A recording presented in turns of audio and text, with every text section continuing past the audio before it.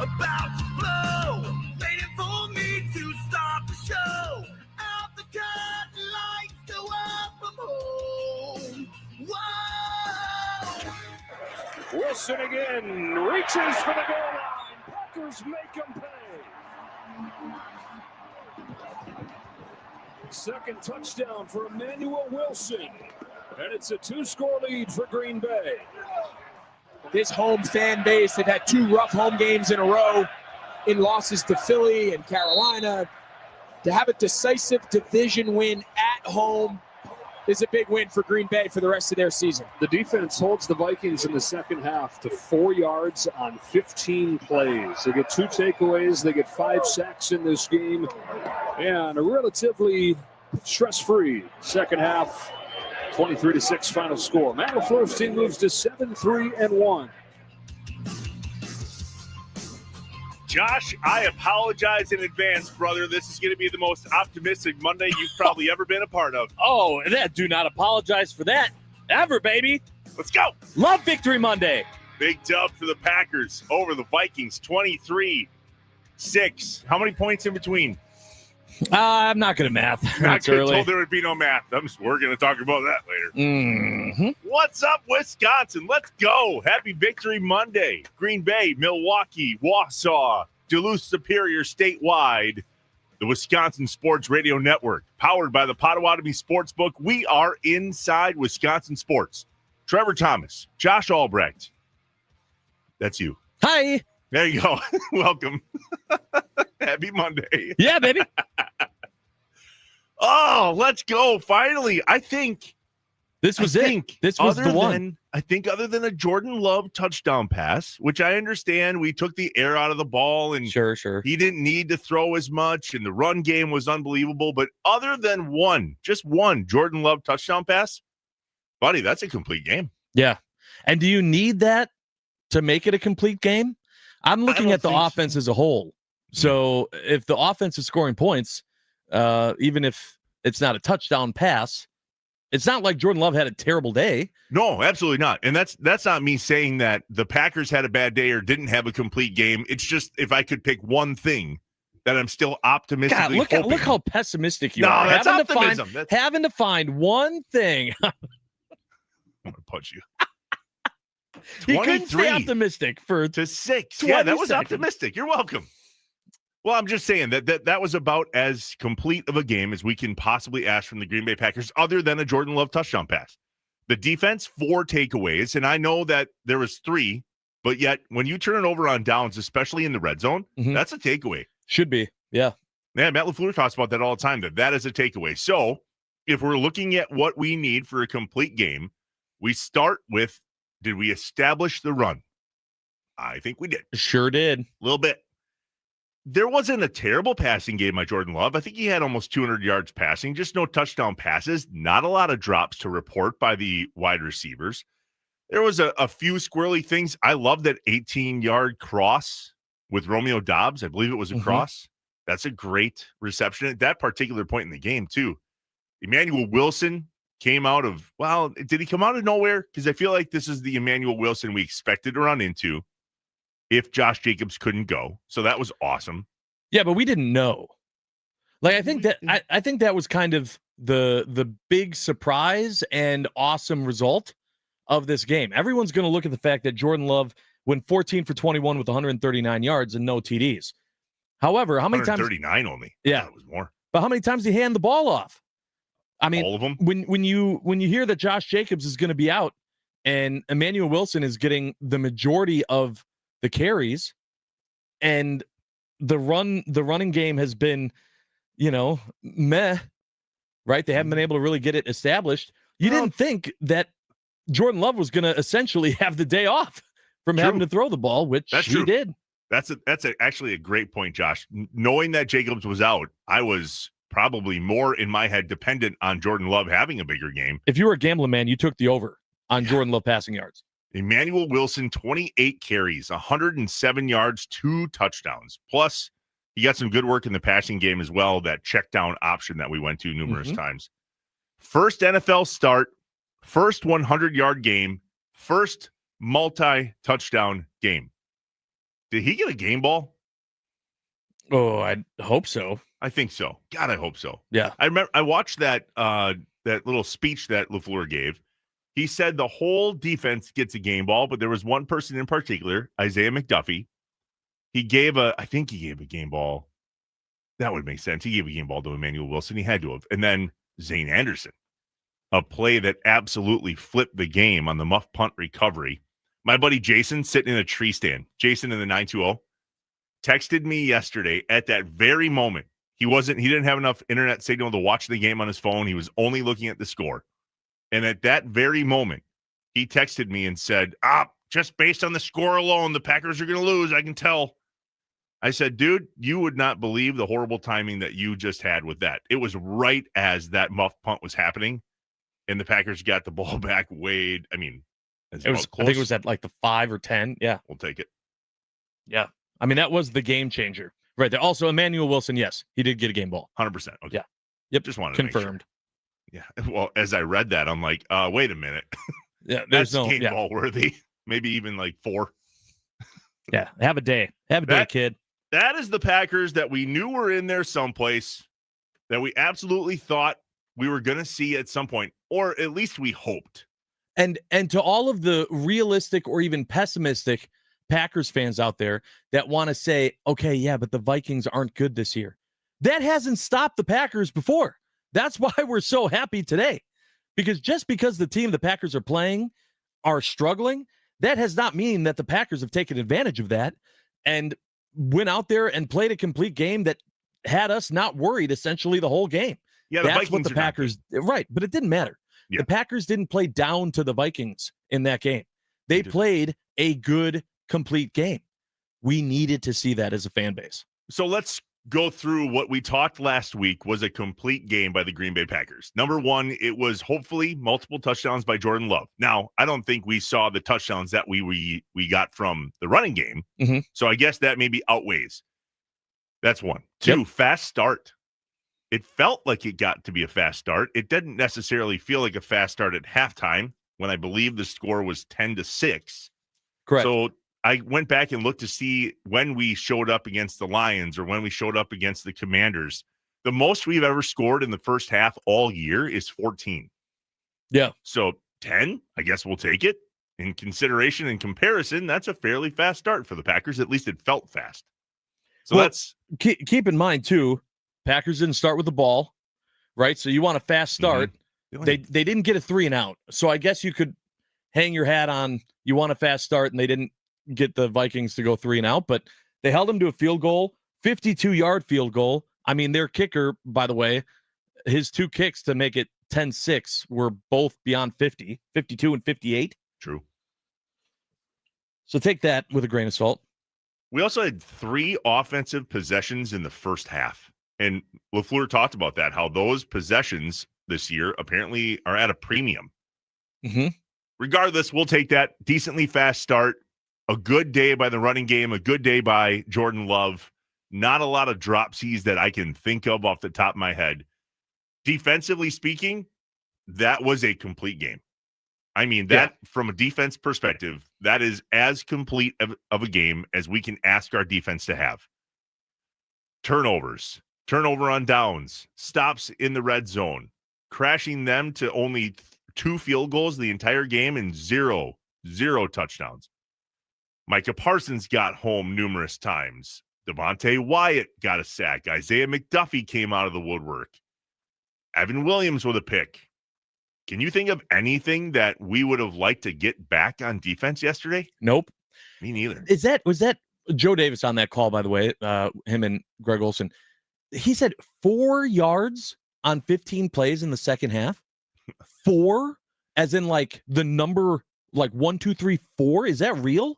They threw up a stat at one point, Josh, that it was minus 22 yards for the Vikings offense in the second half. I understand the Vikings are struggling. They're still an NFL team. That is a huge, star on the board for the Packers defense. That's crazy. 7-3-1, 2-0 in the NFC North. The Vikings fall to 4-7, but of course, those pesky Bears and Lions just could not figure out a way to lose yesterday. Yeah, the Lions game was the most frustrating one of the two because it looked like the Giants were going to find a way to beat them, and then they claw back, take it to OT, and then they beat the Giants, and you just going, that would have been nice before the Thanksgiving game. Yeah. The Bears were ahead, and then the Steelers were clawing back. No Aaron Rodgers in that game, which we'll talk about later. Yeah. But I have questions. so I'm still frustrated because what is this Bears team? Like, I don't know that the whole paper tiger argument exists anymore, but yeah, I was more disappointed between the two in the fact that the Lions came back to win. And they were watching that in the post-game press conference, which we grabbed some audio of. That was fairly comical. And you saw Matt LaFleur watch it. You saw Jordan Love look up at the TV. We wonder how aware these guys are of the other games in the division. We're like, Come on. we like to think that they're just worried about their own game. They're not paying attention. Oh, no. They were not only paying attention. The Packers game got done in like damn near record speed yesterday. Yeah. It was done at 2:52, 2:53, maybe even before. Sick flyover, by the way. I talked about that last. They did not come right over my house like I was hoping they were going to, but they were practicing on Friday after we got done talking about it. And then my buddy Chris and his son George were on their way back from deer camp, which we're headed to on Wednesday.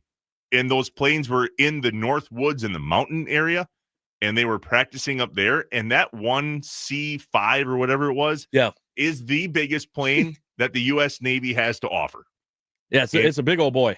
Well, so too is the refueling tanker that was flying around Green Bay, kind of practicing, doing some turns and some loops and stuff.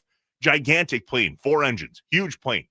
This C5 or whatever it was dwarfed that thing. It was, Josh, you'd have to see it. Wow. Didn't even look real. That's crazy. The Nicolay Law Fan Talking text line, 414-677-1250. We are open for business on the Nicolay Law Fan Talking text line. Nick in Greenfield, good morning. Trevor and Josh. Hi. Wasn't able to listen last week and need to catch up on the podcast side of things. Excited to be back listening this week. We're excited to be back. We're excited to have you on. Josh, are you working on Friday? I am. Yeah. So a little news and notes to clean up, to look ahead. So you're going to be, you're out, you're busy. I'll be in a tree stand. Right. So I am actually, it's a kind of a joint show. I'm going to be helping Rami from 9 to noon, and I are going to be doing a show. So Nice. We'll be doing it from 9 to noon, and then that'll lead into the rest of the local programming. Perfect. Ooh, you get to sleep in. Good for you. Yeah, just a little bit. Hopefully waking up to talk about another big Packers win. These shows, they're a lot more fun when the Packers win. You know what? I'm not calling in. I just want you to know that right now. Oh, you're not? I will be hung over in a tree stand. Not happening. That's fine. We can call you. I'll either be. Yeah, go ahead. Call you like Jake? I'm trying to win tickets. Keep calling. Jacob in a van. It's the first Packer victory that they didn't score 27 or more. Also, Josh, tarps off, boys. Yeah. I saw that, Jacob in a van. First of all, thanks for listening, and great point. We're gonna get to that at the in the morning mind dump, and I'll explain everything. We'll go through it. Don't worry. The Bucks fell again to the Pistons, 129-116. The Giannis-less Bucks not happy, not having it. They are 0 for 2. Yep. Lost 4 straight now. Yeah, that's true. The Badgers won again. Oh, yeah. Read that again. The Badgers won again. I'm sure it was against like a no-name team, though. Probably another team that's given up, right? Illinois. Oh. Brett Bielema, large mammal. Big guy. Ooh, yeah. Brett's I'm not a small mammal either. Brett's a big boy. Big old boy. They're ranked 21st, at least they were, until they lost to the Badgers at home. We talked about this last time when they beat number 24 Washington. They rushed the field. And we're all like, okay, go ahead and celebrate your dub. That's big. We did it again, Josh. They did it again.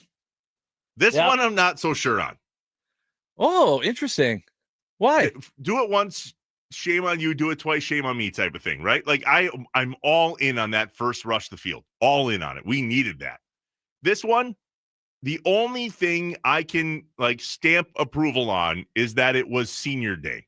The last game at Camp Randall, They beat a ranked team. It was against Illinois and Brett Bielema, who we hate both equally.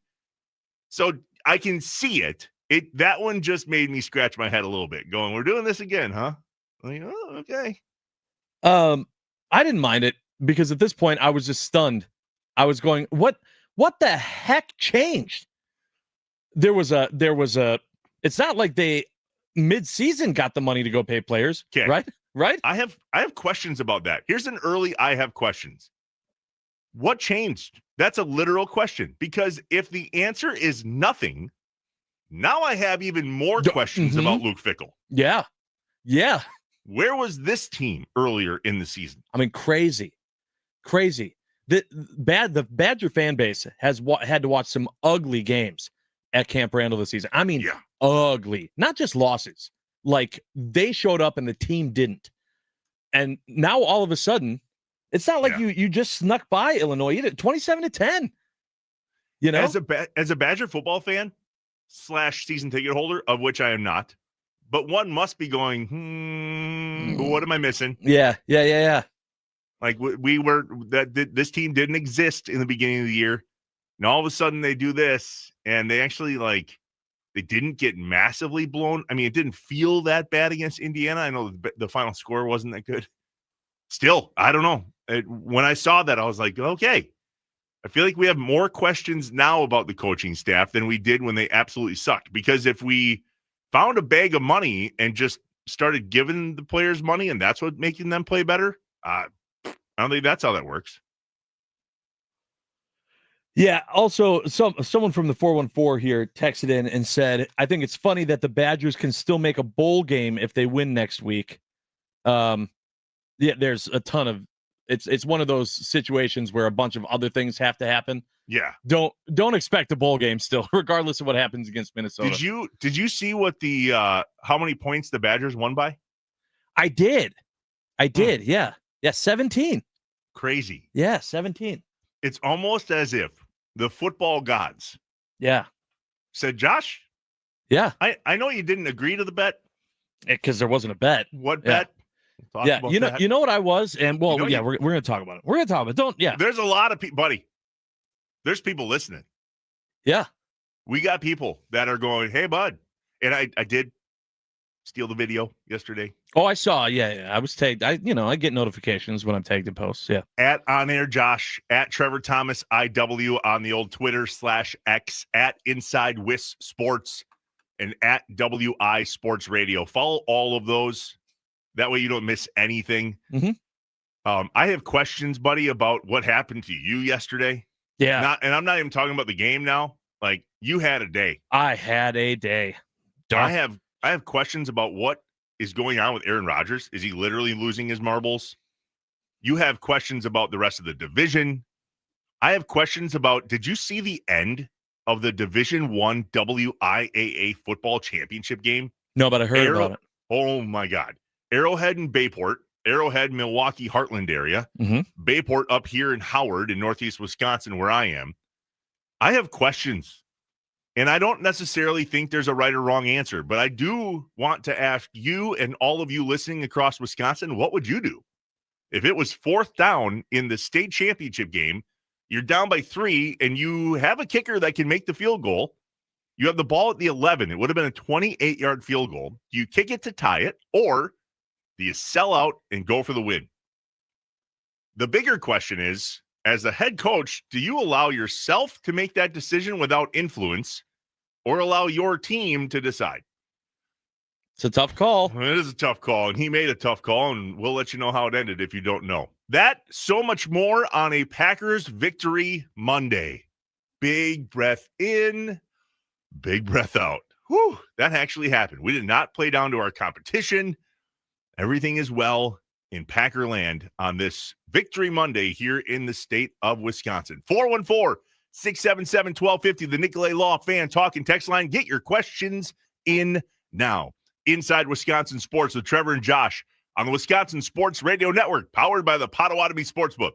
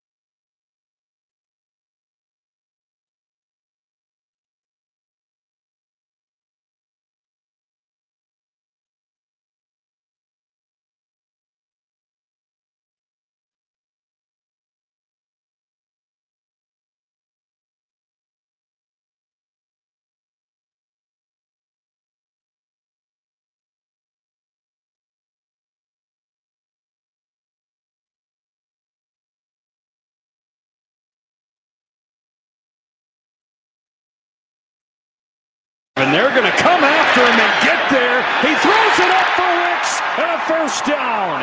Jordan Love making a play under siege for 15 yards to Wicks. I mean, Wilson was unblocked, and Love still found a way to get it out of there. From a Jordan Love perspective, that was his play of the game. Yeah. I mean, absolutely bum rushed right up the middle. Again, makes a fadeaway pass, we'll call it, off his back foot while he's falling backwards. And I watched the replay of that catch. It was Dontavian Wicks, I believe, caught it. Yep. Immediately surrounded by 6 Minnesota Vikings defenders. To drop that in where Jordan Love did, albeit not a huge game for Jordan Love because he didn't need to be, didn't have to be. 139 yards only, no touchdowns, no picks, 14 of 21. That was one of the big passes that he had. Absolutely. To Romeo Doubs. All right, what's up, Wisconsin? Welcome back Inside Wisconsin Sports with Trevor and Josh on the Wisconsin Sports Radio Network. Time for I Have Questions.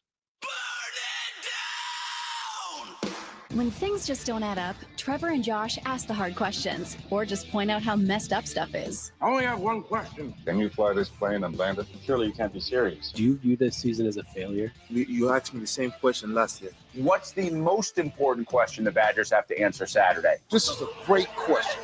Oh my God, this is a great question. It's time for I Have Questions on Inside Wisconsin Sports with Trevor and Josh.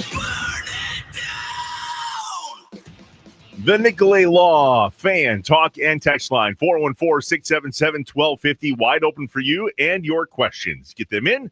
Let us know what's top of mind that you need to have answered from yesterday. We, Josh and I, know everything. Yeah. So if you just would like to get your question out and allow us to answer it, by all means, shoot us a text. 414-677-1250. You're welcome to call as well on the Nicolay Law fan talk and text line. So, Josh, you're all ready to move on and start talking about what the NFC North looks like here. And is it too soon to start doing some math? Is that what you're doing? Yeah, I found myself paying attention more than usual to the rest of the teams in the NFC North.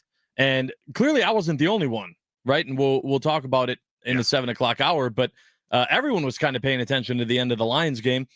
And I'm just sitting here going, is this early? This feels too early to be worrying about, looking at seeding and where things are going to fall out. But then on the other hand, the rest of the schedule is very, very heavily divisional games. So a lot of this is very important going into those games, right? We have the Lions on Thanksgiving and then the Bears, right? Yep. And the Bears got flexed, remember, to 325. Yep. So that Lions game was a tricky one yesterday relative to the Packers because we were kind of hoping they took a you-know-what against the Giants. And for the most part, by the way, they did. They were down 20-17 at half. Then the Giants came and scored a touchdown again in the fourth, 27-17. I don't know if it happened in that particular order per se, but long story short, the Lions scored 10 in the fourth quarter, came back to win it. Final score 34-27. That sucks because that gives them a little bit of energy. We were kind of hoping they got punched in the mouth by the Giants. At least that's what the prayer was, even though it's highly unlikely. And they did a little bit get punched in the mouth. And they are up against the exact same scenario that we are this week. Today, Matt LaFleur said yesterday that it is their Thursday, right? Thursday is Monday, Friday is Tuesday, Saturday is Wednesday, Sunday is Thursday. Did you follow that? I did. Neither. Good for you. I did. Happy Monday. I wasn't sure if I followed it, and I was the one saying it. Yeah. So they're not on a high, but they're not on a downer either. So Lions squeak one out against the Giants, and then those pesky Bears, man. There's something going on with that team this year, and I hate to say it, but I think it's Ben Johnson. That dude's got some juice. He's one of the guys that is an excitable fella that has a lot of energy, a lot of personality, and I think the players like playing for him, and that's a problem.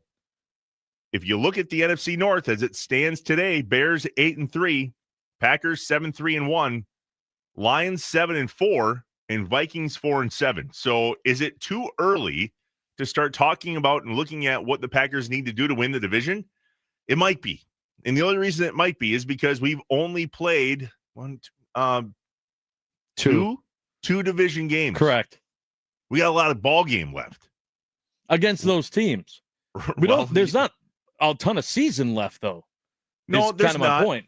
Yeah, and you're right. I mean, but right now, if you look at the NFC North, it's completely wide open. It's true.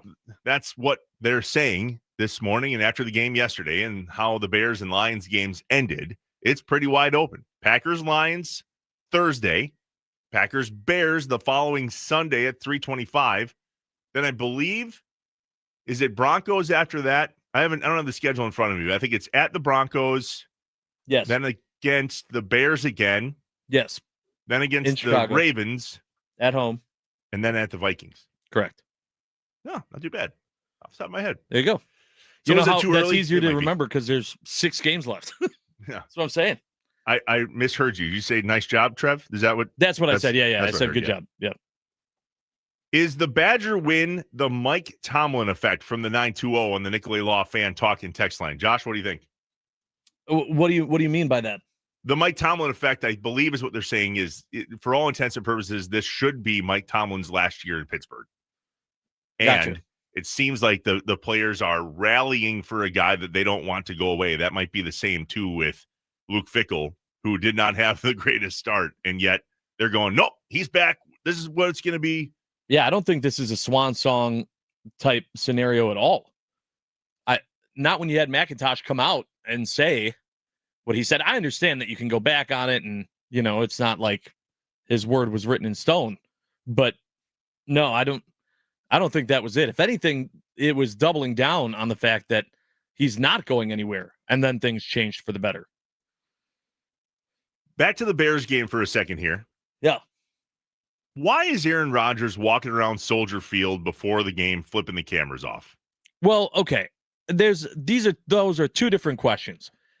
He wasn't playing, but he hadn't been to his, southern home in a while. So he took a minute to, turn the lights on, make sure that everything was still good. He owns the Bears there. He still does. I've heard. And so I think he just, he wanted to take a look around. He had some good memories in that place. Here's my question. I'll ask it again in case you missed it the first time. Why is he walking around flipping the cameras off? Yeah, the cameras thing was a little weird, but also so is Aaron Rodgers. So Valid. There's nothing that he really does that off the field, especially, that I go, whoa, Aaron Rodgers did that? That's a surprise. No. Just see it. When I read that yesterday, I believe it was from an ESPN reporter that was on the sidelines. He walked into the stadium. He took one lap around. He left his left wrist, for the most part, tucked away in his pocket so you couldn't see it, and he used his right to flip the bird. What I don't understand and why I have questions is, if you really need the limelight that bad, just play. Maybe he wanted to. Maybe it wasn't up to him. Well, then why are we flipping the bird? So Aaron Rodgers. I don't know. Someone could have said something. We weren't there. Well, there was a lot of people chirping. Dude, you can't come out and say, I own you, without Chicago going, hey, how we doing, bud? It wasn't, I hope you have a great Thanksgiving. Yeah. I don't think that was the cheering. I don't think they said that either. I think that one was kept in the old noggin. I mentioned it before we went to break in the first segment. The end of this Division I WIAA football championship game between Arrowhead and Bayport. My question is, would you go for it? Bayport was down 3, I believe. Yep. And they either needed to kick it to tie it or go for it to win it. I believe Bayport called a timeout and had a conversation with the players, and head coach said they wanted to go for it, so we went for it. So my question, I guess, is twofold. Number one, would you go for it and try to win this state championship game, which would have been a repeat for Bayport, by the way, because they won it last year? Or 2, do you allow your players to decide to go for it, or are you the head coach in that position? Do you have to take the emotion out of it for your high school players? So, Josh, would you go for it? And number 2, as the head coach, should you be allowing your players to make that call? Yeah, I think I would go for it, and I don't think I would allow the players to make that call. I think, one, it's a little bit different than it is at the college or professional level in high school, to where there's a lot more emotion into it. Players aren't getting paid millions of dollars to have to also carry the weight or guilt associated with that decision. And it's still a high school game. Is any kick in high school a guarantee? You know? Yeah, no, not really, I guess. Right.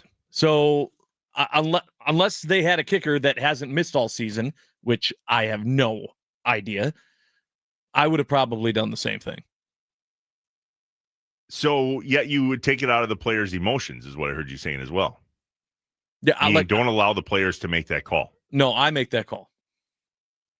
So I guess he's going to, the head coach of Bayport said he's going to think about that one for quite some time, as you would imagine. And at the end of the day, they lost. The call didn't work.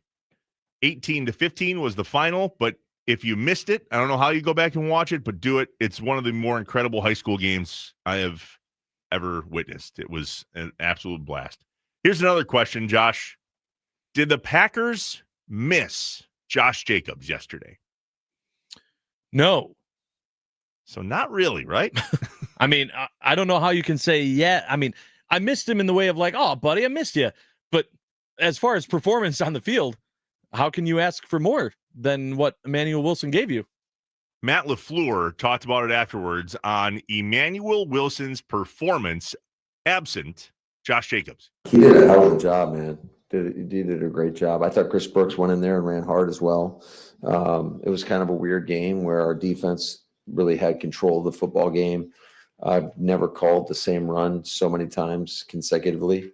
It was like 3 yards in a cloud of dust, but it was effective. And bottom line was, I just thought with the way our defense was playing, we just took the air out of the ball and said, go win it for us. 28 carries, 107 yards, 2 touchdowns. His first 100-yard game, check. First NFL start, check. First multi-touchdown game, check. Jacobs who? And I want him back quickly, Josh Jacobs. Yeah, not Jacobs who? Josh Jacobs, and I still want him back. I do too, but at the end of the day, for us to be able to go into that game without our starting running back, who is a huge leader on the team, by the way, and clearly wanted to play, they didn't know until 9:45 yesterday morning that he wasn't going to be able to go. Matt LaFleur had a conversation going, bro, you got to let me know. We got to make some decisions here on a game plan and what this looks like. To say that the Packers established the run, the best they have all year yesterday, without their starting running back, that's saying something. You think Josh Jacobs was kind of on the sidelines going, hey, so when I come back, I'd like to see those holes too, please. Be great. That's valid. And we'll get to that in the good, the bad, the ugly coming up at 7:25. The offensive line, I mean, there's not a lot to complain about today. Can we also give, and I can't believe I'm saying this, but can we give some flowers to Matt LaFleur? I mean, you heard it right there of him saying, it was working, so I don't think I've ever called the same running play so many times in a row. I love the fact that he saw that, realized that, didn't try to get fancy, didn't kind of put the play, the scheme, whatever the plan was to the side, and just said, that's working. Keep doing that until it's not. Now the run play from the shotgun on 3rd and 1, not exactly sure fantastic call, in my opinion. Sure. But hey, we're, splitting hairs now. I'm just saying in general, I could have seen it to where he could have looked at that and gone, all right, let's throw some pass plays in here. We've been pretty heavy run. No, that's the wrong way to look at it. What you're doing is working. Keep doing that. He did do that at one point. I'm not sure what the spot was in the game. I didn't take verbatim notes yesterday, but there was at least 4 or 5 pass plays in a row where I was like, and I believe that was one of the series where we kind of kicked it a little bit, or at least maybe that was the Romeo Dobbs. Regardless, we had the run established, and then there was at least 4 plays in a row where there was a pass play. Now, did he call in a pass play, or did they do a pass play? I don't know. Right. But there was that moment. I'm like, oh, here we go. Here we go. We got everything figured out. Now we're going to call this instead of what we should be calling. The call that Paul Allen had on the muff punt yesterday, you're going to want to stick around to hear that in case you missed it. We call it the most electrifying sound of the day, and anytime that sound comes from the opposition, it's to our favor. And this one you do not want to miss. Inside Wisconsin Sports with Trevor and Josh on the Wisconsin Sports Radio Network, powered by the Potawatomi Sportsbook.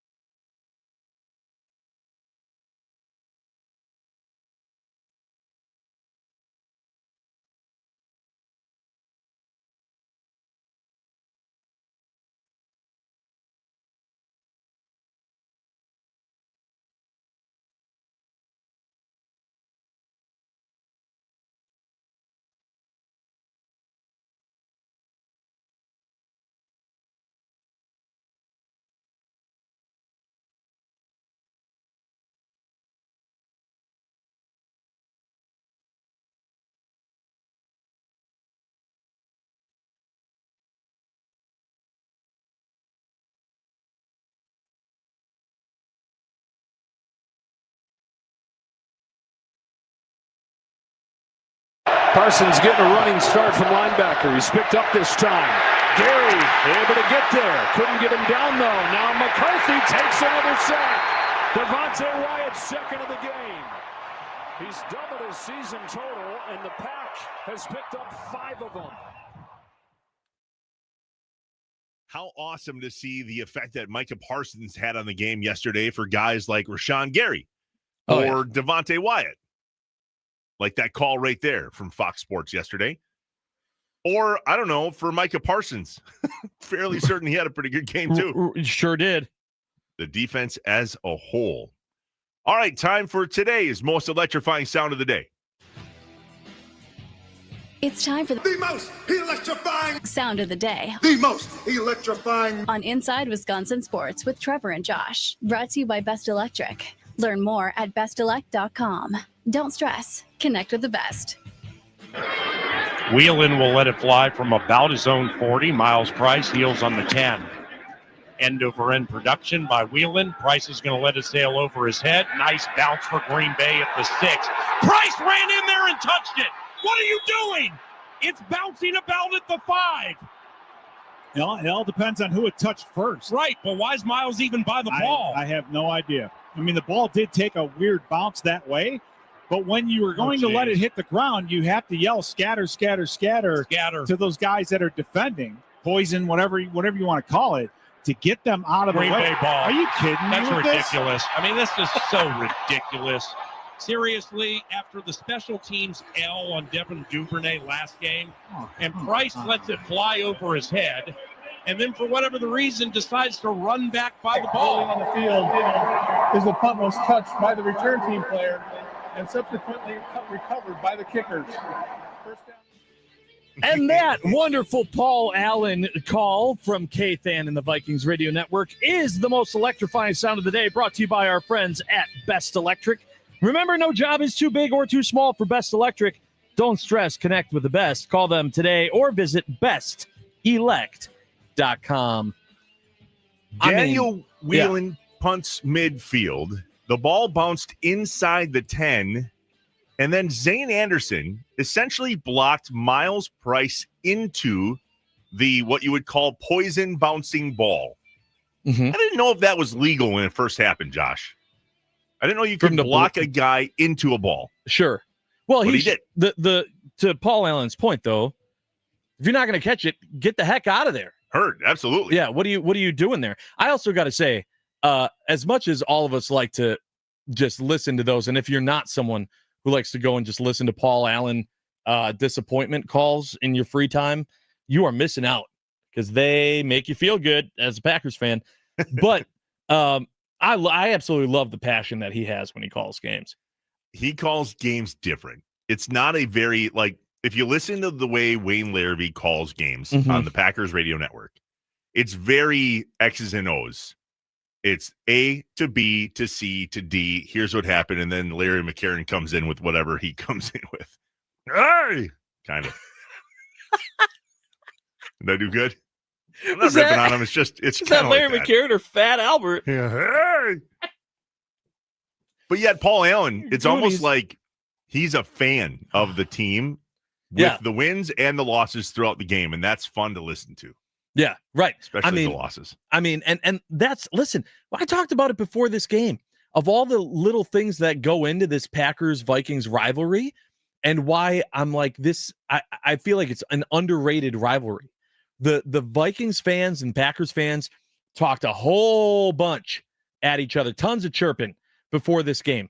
You have Paul Allen, who, even if before the Packers-Vikings, I think it was last week or maybe, no, it was against Cleveland, he posted a video showing the score at US Bank Stadium of the Packers losing the game, laughing at Packers fans during the Vikings game. Then you have the Vikings defense doing the skull formation, but I think saying choke after that interception in the end zone. There's plenty of juice to this rivalry. I understand people saying that the Packers-Bears is the biggest one, but you take the historical aspect out of there, I don't know. Especially after this game, I'm going Packers-Vikings. So there's one more question on the Nicolay Law Fan Talk and text line, 414-677-1250. We want to squeak this in here as we come to the top of the good morning. Yeah, good morning, computer. As we come to the top of the hour. Here it goes. It says, what and who exactly is Jordan Love? Does LaFleur trust him? I don't know. How do you answer that? What do you mean? Is it because he didn't have the passing game yesterday that you think he should have had? Or are you confused by all the run plays? I mean, if it ain't broke, don't fix it. Jordan Love did not have a bad game, but his passing just necessarily wasn't as needed. I would have liked him to score a touchdown or two, too, and have more than, what did he end up with? 139 passing yards? Yeah. Certainly not enough, but I don't know that. Are we questioning who Jordan Love is and whether Matt trusts him or not? Yeah. Because of that game? The trust factor, I don't see at all. I absolutely think he trusts him to go out there and do what he's supposed to. I have no worries about that. Yesterday, I think he just trusted Emmanuel Wilson more. Yeah. And that's okay. If that run game is working, so be it. You know, the jury has been came to a verdict weeks ago about how you need to play the Packers offense based on your defense. And it's this, they call it two shell or soft zone. The only way you can beat that isn't with the pass. You have to establish the run, so they bring those safeties up. And that's what the Packers did yesterday. The kicker is the front seven of the Packers and the front seven of the Vikings, even when they changed their scheme and brought the safeties up, still didn't work. So if the run is working against a two shell and the run is working against a prototypical 4-3 when they stack the box, I think that's called a win. And so I don't know if that's necessarily egg on Jordan Love's face. 414 here on the Nicolay Law Fan Talking text line saying Minnesota Sports Radio this morning is sad. They aren't angry. They are defeated. And that sucks. I wish they were more pissed off. Yeah, well, being 4-7 and seeing what the other three teams in your division are doing, that'll do it. Fascinating, though, that we find so much joy in another fan base just pulling their hair out. I love it. And that's the NFC North at its finest right there. There are a lot of texts, by the way, coming in that I think we're going to hold off for the morning mind dump. But some interesting texts that I did not expect to see this morning. I expected optimism. Whoops. Yeah, I can't wait for the morning mind dump. My bad. Positivity. Trying. What were you thinking? Sorry. I expected more out of us. That was on me. All right, the morning mind dump is next. I literally wrote down, what is a 100% optimistic mind dump going to sound like? Good news. We don't have to worry because it's not going to be, apparently. Inside Wisconsin Sports with Trevor and Josh on the Wisconsin Sports Radio Network, powered by the Potawatomi Sportsbook. Good morning, Wisconsin.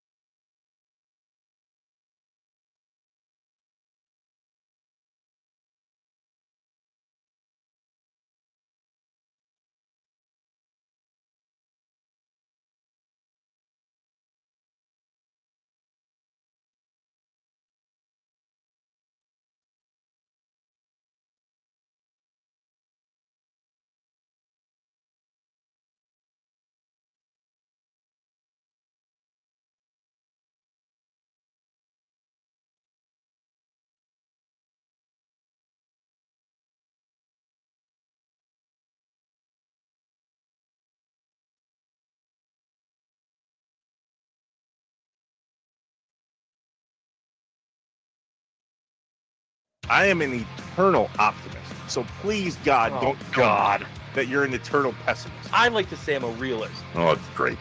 We're going to get along great. This is going to be great. This is Inside Wisconsin Sports with Trevor and Josh. Crowd is here, about to blow, waiting for me to start the show. Out the curtain, lights go up from home. Whoa! Wilson again reaches for the goal line. Packers make him pay. Second touchdown for Emmanuel Wilson, and it's a 2-score lead for Green Bay. This home fan base, they've had 2 rough home games in a row in losses to Philly and Carolina. To have a decisive division win at home is a big win for Green Bay for the rest of their season. The defense holds the Vikings in the second half to 4 yards on 15 plays. They get 2 takeaways. They get 5 sacks in this game. And a relatively stress-free second half, 23-6 final score. Matt LaFleur's team moves to 7-3-1. Stress-free for you, baby. It's hard to watch a Packers game as a Packers fan and not find a little bit of stress every once in a while. It's true. Am I wrong? Nope. Inside Wisconsin Sports on your radio. Trevor Thomas, Josh Albrecht. The Wisconsin Sports Radio Network, powered by the Potawatomi Sportsbook, a Packers victory Monday. Packers 23, Vikings 6. It is time for the morning mind dump. And I pause here to go, usually the morning mind dump is kind of our time to get things off our chest. And most of the time it takes a very realistic or pessimistic view of things that we would need to talk about. Today, I expect this to be 100% optimistic. Looks at talk and text line from Nicolay Law. Not so optimistic. All right, here we go. The morning mind dump. I have voices in my head, they counsel me, they understand, they talk to me. The coffee has kicked in. We're awake and ready to roll. Let's get some things off our chest and out of our heads. You don't know what it's like to be me out here for you. It is an up at dawn, pride-swallowing siege that I will never fully tell you about, okay? I'm as mad as hell, and I'm not going to take this anymore. I'm in a glass case of emotion. What we've got here is failure to communicate. We got no food. We got no jobs. Our pets' heads are falling off. It's time for the morning mind dump on Inside Wisconsin Sports with Trevor and Josh. The Nicolay Law fan talk and text line, 414-677-1250. The first on the docket today comes from a conversation had on this very radio station on Friday. If you saw it online on our Twitter pages, at On Air Josh, at Trevor Thomas IW, at Andy Herman NFL is involved in this a little bit. Mm-hmm. Josh had one hell of a day yesterday at his house. Yes, I did. So as we set up the conversation for the final score spread, Packers 23, Vikings 6, we want to play you this piece of audio from our conversation on Friday. And then, Josh, the floor, including the basement floor, I don't like that, is yours. With a dub, I want that damn helmet on. I don't know. Well, I was going to say, if it's 17, if it's 17 points, that's the line, okay? If it's over 17, Andy wears the helmet. If it's under 17, but we still win, I'll wear a helmet. Ooh. If it's 17 points exactly, Josh does the show with his shirt off. Okay, the police would be called. Hey, you've done a podcast without your shirt on. I don't want to spend the entire game just hoping that it's not a 17-point victory. You and the entire state of Wisconsin. I'm going to be cheering for J.J. McCarthy at the end. Jay, just put up some damn points. Come on, help us out. Come on, get in range. Just a field goal, just anything. Just safety, anything. They come over with a dub. I want that damn. All right, there you go. Okay. So how was your Sunday? Yeah. So let's start here. Okay. So I'm downstairs in our basement. I'm cleaning up some stuff, and I start hearing a gurgle noise coming from the bathroom in the basement. Very good. It's a weird sound. Okay. Go in there, and like an idiot, after seeing that there's no water in the bowl, I flush it course. Dumb. You probably shouldn't do that. That's what I did. And water fills up in the bowl, but it doesn't go back down. I go, okay. Then I turn around, and the floor drain is now overflowing. Great. Bad. Great. You want to know what time it is when all this is happening? Want to know? I'm going to go 11 o'clock. 11:57. Oh. Yep. Yeah, right before, 3 minutes before the start of the Packers game. And now I've got water and other stuff flooding the basement. Not like, an actual flood, Okay. not 3 inches of stuff, but enough to where I'm not just going to be able to sit and watch it go back down and go watch the game. So I got to start taking care of this. Luckily, longtime listener Joe the plumber, he works for Milwaukee Plumbing. I was like, man, I feel really bad calling Joe, knowing that and we're off and running. Packers Vikings. Hey, Joe. Joe is like, okay, yep, I'll get someone out there. Was very grateful and thankful to him. As someone's over there, I'm dealing with all this as the game's going on. Mm-hmm. And I'm watching the game, cleaning up messes, not having any fun. The Packers are making it a lot more enjoyable, right? Yeah, they played fun to watch. This would have been a hell of a week for them to play a game like they have against the Panthers or the Browns or the Eagles. I mean, take your pick. So that was nice. I'm still picking up crap. Literally. Not fun. Having to have emergency plumbing coming over. Not only was it that, but then there's a completely separate issue going on with the sump pump, and I'm going, are these related? I have no idea. I'm standing there going, why can't I have nice things? Not even picturing, thinking about the score. I'm just going, yay, Packers, they're doing good things. That's all. That's all. Perfect. Well, then it's like, I don't know, third quarter, end of third quarter. Mm-hmm. And then I get this notification on Twitter. And it's, Josh, did you see what the score is at? Oh, boy, that's right. Okay, Trevor said this thing about me not wearing a shirt.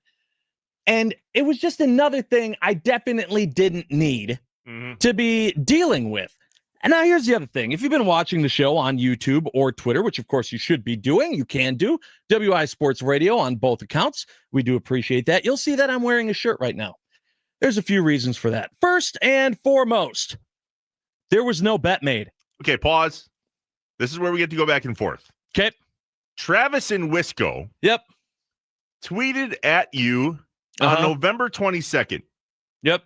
That was Saturday. Correct. It was during the Badger game. End of Badger game.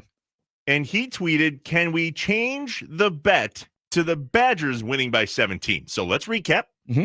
I said, if the Packers win by more than 17, because Andy kind of set the line, that he would have to wear the Victory Monday helmet. Mm-hmm. If it was under 17 and the Packers still win, I'll wear the Victory Monday helmet. And if it's exactly 17 points, I said, Josh will do the show with his shirt off. Now, I did sign you up for that. I'll be the first to admit. Sure did. We had good banter about it, and I didn't hear you say I'm absolutely not doing that. Okay? Then this tweet comes out on the 22nd at the end of the Badger game, who, by the way, the Badgers won by 17. Yes, it did. And he says, Travis and Wisco, can we change the bet to the Badgers winning by 17? You know what you said? Yeah, I do. Here's what you didn't say. There is no bet. No, or you didn't say what say. Bet.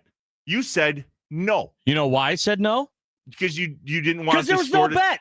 That's not what you said. I didn't have to. There was no bet. Listen, but if you say no to changing a bet, people, everyone listening, first of all, I don't know why you want to see me without a shirt on, but if you really do, I'm sure there's media out there. I've definitely there is had media out there, right? So it's not that difficult. Second of all, this is a parenting situation here for our boy Trevor. Okay. The man that still owes a steak dinner, by the way, TikTok. We're trying to figure that out. From a bet.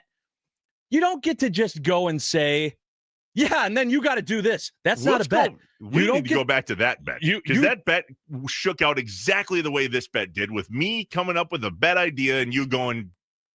No. That was a bet. That was a bet that I agreed on. Okay. I said, I believe I actually suggested it. You went along with it. What you didn't say here was that there's no bet. I believe by you answering no, that is you acknowledging that something is in place. Now, what did we say? We said whatevs. Whatevs. Sure. Is that where we stand? Is it whatevs? The point is that I can't just say, hey, if the Packers win one more game for the rest of the season, Trevor's got to shave his beard. Boom. Said it. Hey, we're moving on. Like, that's not how this works. You put something out there. I got to say, all right, you're on. That's how a bet works. You don't get to just say something willy-nilly on the radio and then have it happen. On top of that, how the heck I should be more offended, personally, that you set this up going, all right, Andy, you wear the helmet if they score less than 17. I'll wear it if they wear more. And then Josh, all of a sudden, the helmet goes out the window. It comes to fat Josh. Oh, now we can't even include a helmet. Josh, hey, Tubby, you just take your shirt off. Oh, that's what I said. That's me. I love Get that. Get out of here. What sound was that way in your head. What was that idea as it is? That's insane. Can you do a Trevor impression again? That was pretty good. Right. Okay, so I'll you wear it, and then I'll wear it, and then Josh, you screw the helmet. You just take your shirt. That didn't even make sense from the beginning. And so I don't understand why the 3-4 men listening and watching this show want to see me without a shirt on. 3 or 4? Yeah, we had 3 or 4 people that reached out and said something. And listen, if I make the bet, I pay off the bet. Okay? But I can't have Trevor thinking that he can just go out here, say anything willy-nilly, and then it becomes gospel. I can't have that. That sets a bad precedent. You got to make the bet, man. Especially with you in your basement cleaning up literal poo. Yeah, rough day. Yeah. I mean, Milwaukee Plumbing coming to the rescue, but that's still no. Can we at least acknowledge that how crazy it is? That the odds that the Packers won by exactly 17 is absurd. No, I'm gonna give it one more. The fact that the Packers and the Badgers, any football game we cared about, essentially this weekend, both had our teams winning by 17. That's nuts. So this should be other than that, this should be a completely optimistic morning mind dump. Yes. I mean, there's not many things, and we'll get to the good, the bad, the ugly at the next segment, but there's not many things that there are to complain about. What now? Let's go to the Nicolay Law fan talking text line here. Jason in the 920. You know him. Mm-hmm. I've been around with this Trevor before. Stay strong and don't break, Josh. He likes to make up bets often. He's not wrong. Is this what you do? You just pick on all your friends like this? You just go, oh, I have this idea. I'm going to just put it in. It doesn't matter what they say. He's got 40-ish years of history with me. That poor bastard. You have about 40-ish days. So it gets worse. Brett and Rib Mountain. Yeah, there was no bet. At no time is a bet valid if all parties don't agree.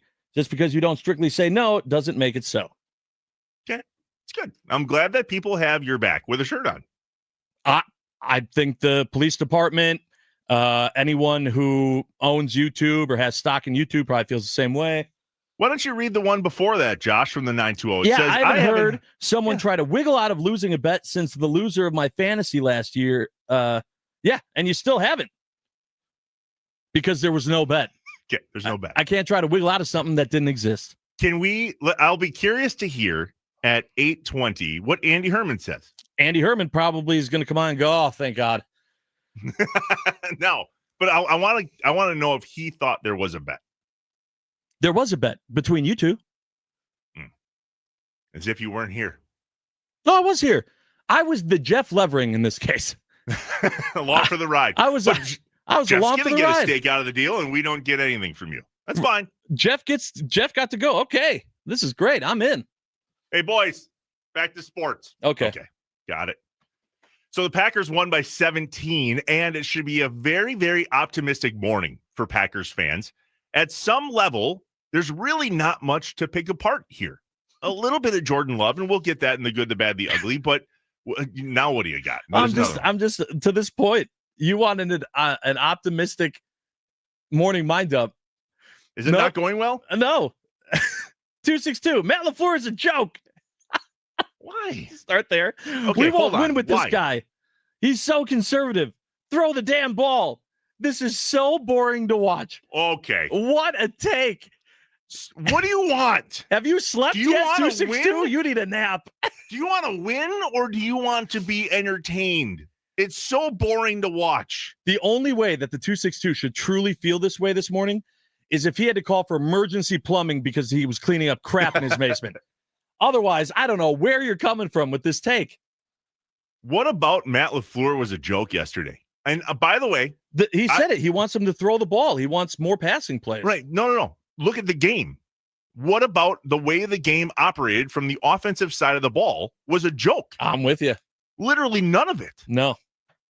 And there was somebody earlier that said that I was complaining about wanting to throw the ball more. I do.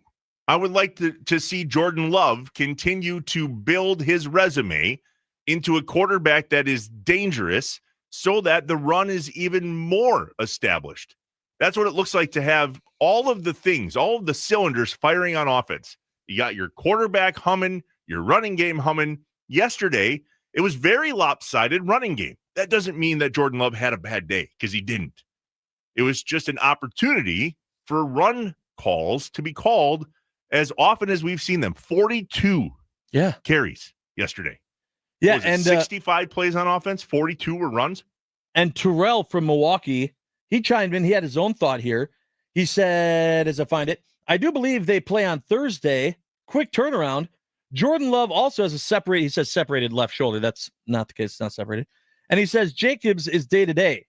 Wouldn't it be smart to ride someone who probably won't get the majority of the snaps and give Jordan a rest day as far as passing goes? Asking for a friend. I don't think that's the mentality they have, but it was a nice outcome that you didn't have to worry about Jordan Love getting banged up anymore and anything else going into Thanksgiving with a big game against the Lions. That's a huge plus. All things considered, we should all be doing just fine this morning. Right. Well, the only I still thing, have crap in my basement, but do you? Well, I did. I'm saying, I feel like you need some bleach. Yeah, there was bleach. Bleach was involved. Yeah. Yeah. When we get back, the good, the bad, the ugly from the Packers games as we continue the morning mind dump. The Nicolay Law Fan Talk and Text line is rolling now. 414-677-1250. What is the good? What is the bad? And could you possibly find an ugly from yesterday? Boy, I hope not. I can't find it. I got a feeling they can. Me too. What was ugly about yesterday? But first, we're going to be optimistic, okay? We'll talk about the good and one minor piece of bad. For the love of Pete, Positive Pete over here would like to have a positive Monday morning. Throw him a bone, people. Jeez.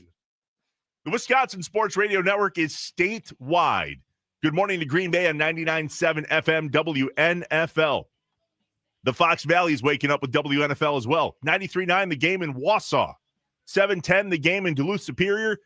And 1250 AM and 105.7 FM, The Fan in Milwaukee. When we come back, the good, the bad, the ugly. It's Inside Wisconsin Sports with Trevor and Josh. Stay positive, people. Come on, be positive. For just one more show.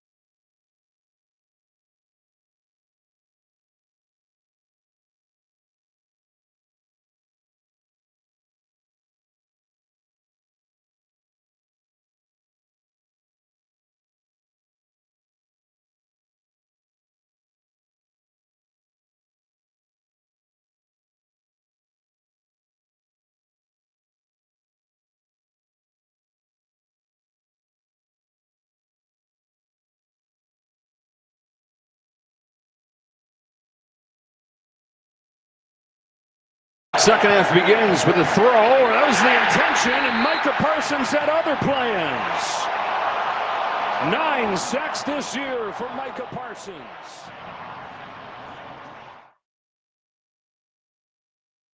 I think he had 10 total. Yeah, that was before his second sack of the game. That game. It's working. Mm-hmm. The Micah Parsons experiment is working, Wisconsin. Sure is. Welcome back inside Wisconsin Sports with Trevor and Josh on the Wisconsin Sports Radio Network, powered by the Potawatomi Sportsbook. It is a good day in Packer land. The Packers got the win over the Vikings, but does Matt LaFleur trust Jordan Love? Apparently that's a question. You won't want to miss 9 to noon with former Packers fullback John Kuhn, followed by the Mason Crosby Show, presented by Verizon from noon to 2 here on the Wisconsin Sports Radio Network. It never crossed my mind yesterday watching that game to ask if Matt LaFleur trusted Jordan Love. I didn't have anything in that game that led me to believe that Matt LaFleur didn't trust Jordan Love. So where's that coming from? Yeah, no clue.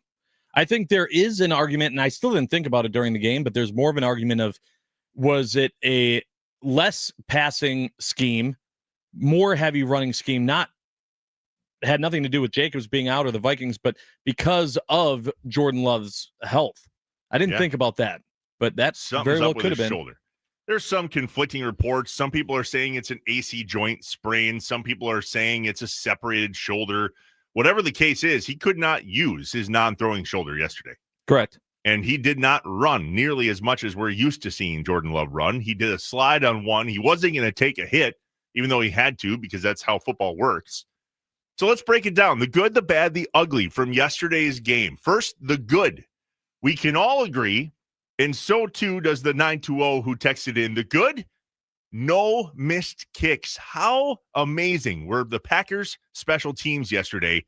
What was it? 4 for 4, I believe, from the field goal / extra point unit. Huge game for that we can actually count on that.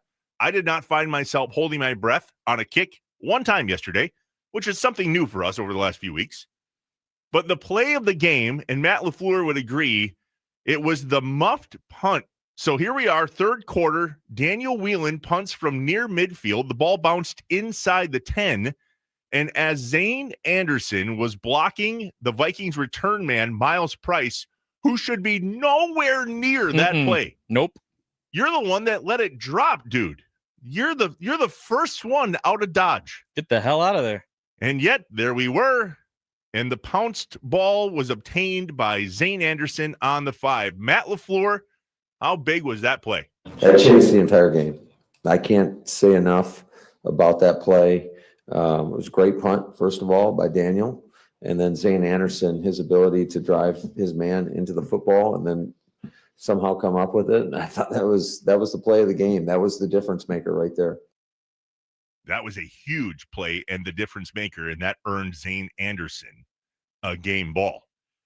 The Nicolay Law fan talking text line, 414-677-1250. The 414 says, Trevor, I think it's pretty simple. Doesn't it come from the previous weeks when people said on your station that Matt doesn't trust Jordan? I've heard it day after day. Cool. I'm asking from yesterday's game. What about yesterday's game led us to believe that Matt LaFleur doesn't trust Jordan Love? I didn't see it, but apparently some other people did, and they're going to talk about it later on this very radio station, but not right now. Darn it. We're going through the good. That's right. So the special teams were really, really good yesterday. You know who else was really good? And the Nicolay Law fan talking text line disagrees with this. The Packers offensive line. They did a little shuffling yesterday that you may or may not have noticed. Anthony Belton and Jordan Morgan were going back and forth for a hot second. In the beginning, it was a fairly even split, but then Jordan Morgan got benched and Anthony Belton played the entire second half. I thought in the beginning, the reasoning was they were going to be running the ball heavy to the right side, and they were trying to keep the right guard position as not tired as they could possibly get. So it looked like they were going to go back and forth. No, it was a tryout. Anthony Belton won Matt LaFleur on the offensive line play. No, I thought there were moments where we absolutely did that. And, I mean, they had a lot of guys up there on the line of scrimmage, and they were bringing blitzes and safety blitzes and, trying to move the front. And What happened to the offensive line yesterday that would lead you to believe they were struggling? Yeah, I couldn't tell you. I mean, they looked great to me. Me too. Nothing about yesterday's play led me to believe that the offensive line struggled. There was one play where a block wasn't picked up by the tight end that was in there. It was later in the game on third down, I believe. That was a rough one. That looked bad for the offensive line, but I think this is the most complete game the offensive line has put in to date. So, all right, the good, the special teams, the good, the Packers offensive line, in my opinion. The good, the Packers defense held that team to 6 points, 2 field goals, no touchdowns. How many sacks total in the game? Well, I believe Micah Parsons had 2. I believe, who was the other one? Devontae Wyatt had 2. Mm-hmm. And then there was a shared sack from Brinson and McDuffie. So 5 sacks yesterday on the day for the Packers defense. Jordan Love, what's that like? It was great. It was amazing. I think you hold a team to 6 points. It's great. And to be able to come up with so many turnovers like that, especially in the second half, it was a big time job by everybody on the defense. And obviously, I'm not sure how many sacks we had, but, they're getting after them. And so just great job by them. Hard to argue. Yeah, we'll take it. Makes his job a lot easier, right?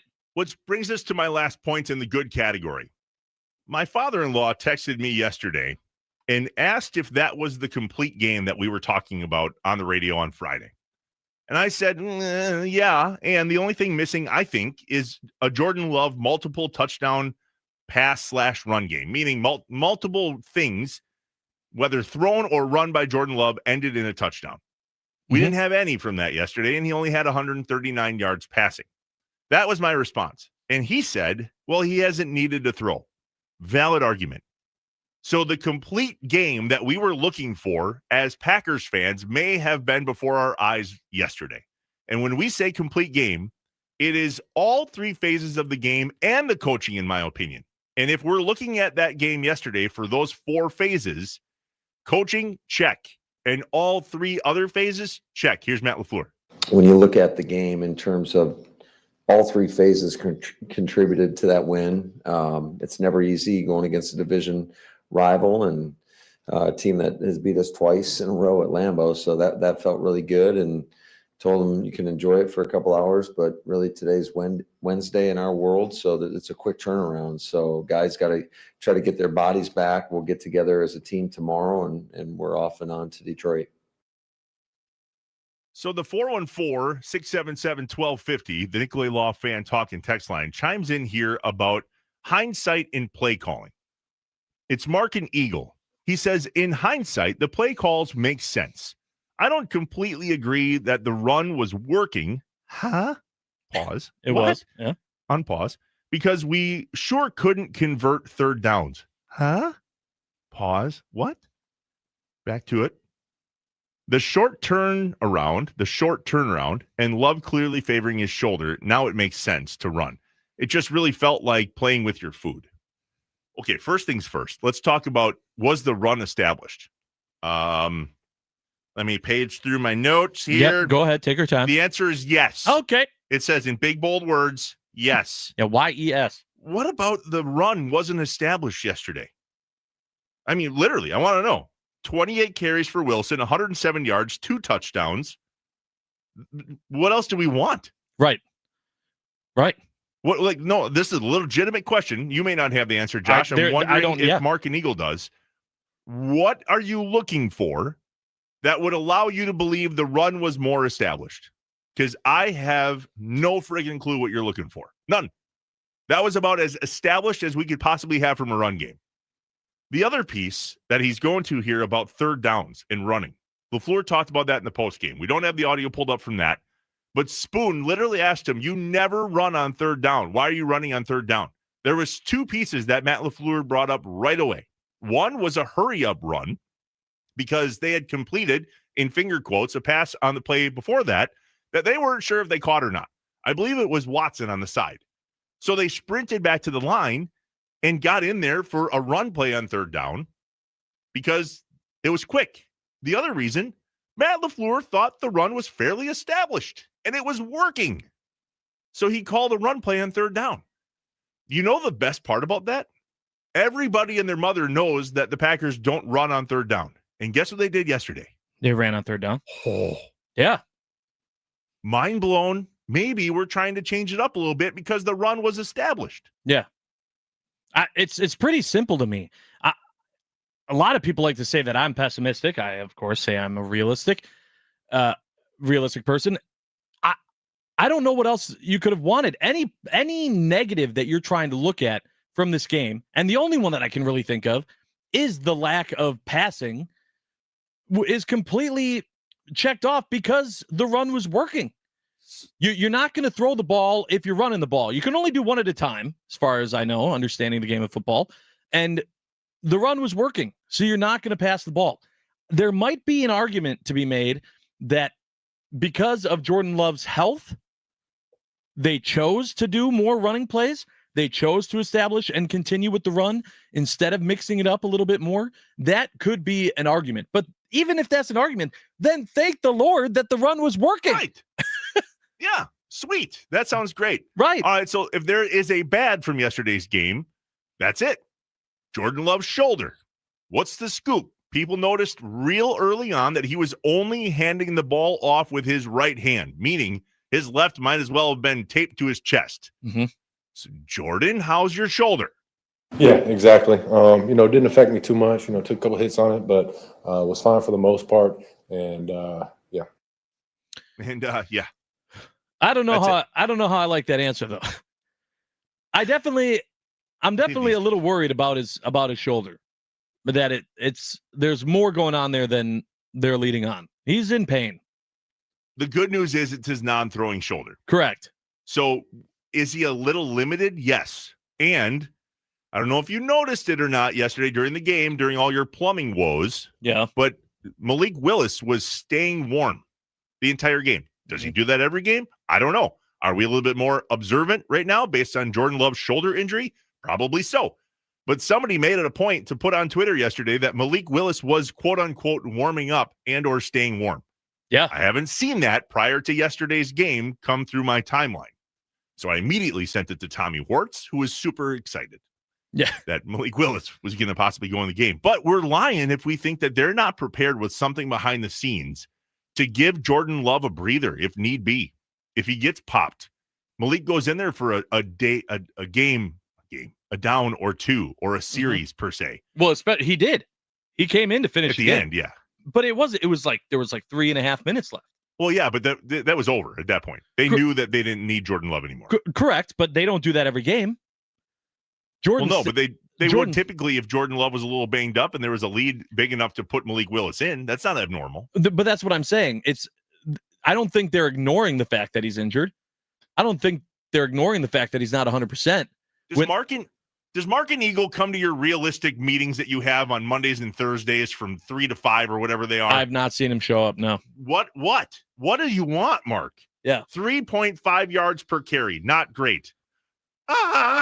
Yeah, I'm not great at math, but if you have 3 downs to get 10 yards. 369, carry the one. Yep, first down. Got it. That's why that's not a realistic take. That's why you need to understand he's not invited to the meetings. That's not realism. That's pessimism. Okay, got it. Appreciate that. I knew there was a meeting. I've never been invited because I have no reason to go. Nope. You'd hate it. I would hate it. Yeah. Just as much as I hate sometimes this. In a morning when, by God, the only downer that we have from yesterday is Jordan Love's shoulder. They're literally, other than apparently not getting enough yards per carry, my brother. Yeah. I might be missing something. When we come back, we'll talk about the only thing that we can find ugly from the game. And guess what? It has nothing to do with the Packers. The good, the bad, the ugly. Inside Wisconsin Sports with Trevor and Josh on the Wisconsin Sports Radio Network, powered by the Potawatomi Sportsbook. Please, optimism. We can do this.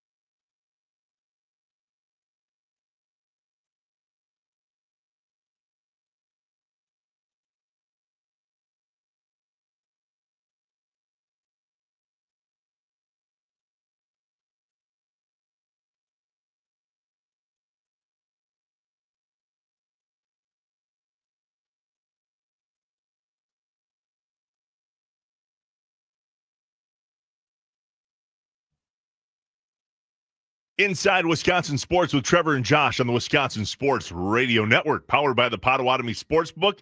We're in the middle of a segment we do on Mondays after Packers games or the day after Packers games called The Good, the Bad, and the Ugly, but I completely agree with the 920 just now on the Nicolay Law Fan Talking text line, 414-677-1250. This person says, today's segment should have been revised to good, better, best. Let's go. I completely agree. Good job. Welcome to my Trevor's life. burner phone. No, it wasn't me. Oh.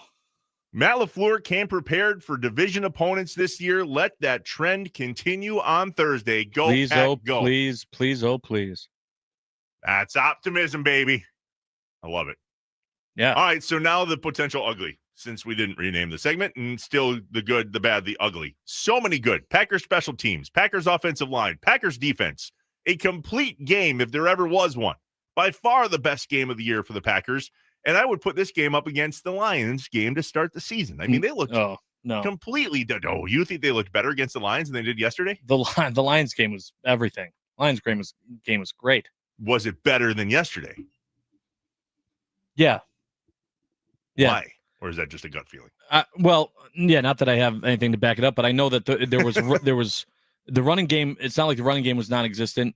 The passing game was great, and defense played the way they did, and it was against the Lions, which I think all of us beginning of the season were more worried about than the Vikings. We talked about Love's shoulder and how that may have played a piece yesterday in him not throwing as often or those calls being called in for plays as much, and yet it was the only bad thing we can come up with. So, Josh, what's ugly then? Yeah, so not a whole lot ugly from the game specifically, but if you're trying to find something, if you're grasping for straws, the ugly came from the fact that the teams that are competitive in this division also won besides the Packers.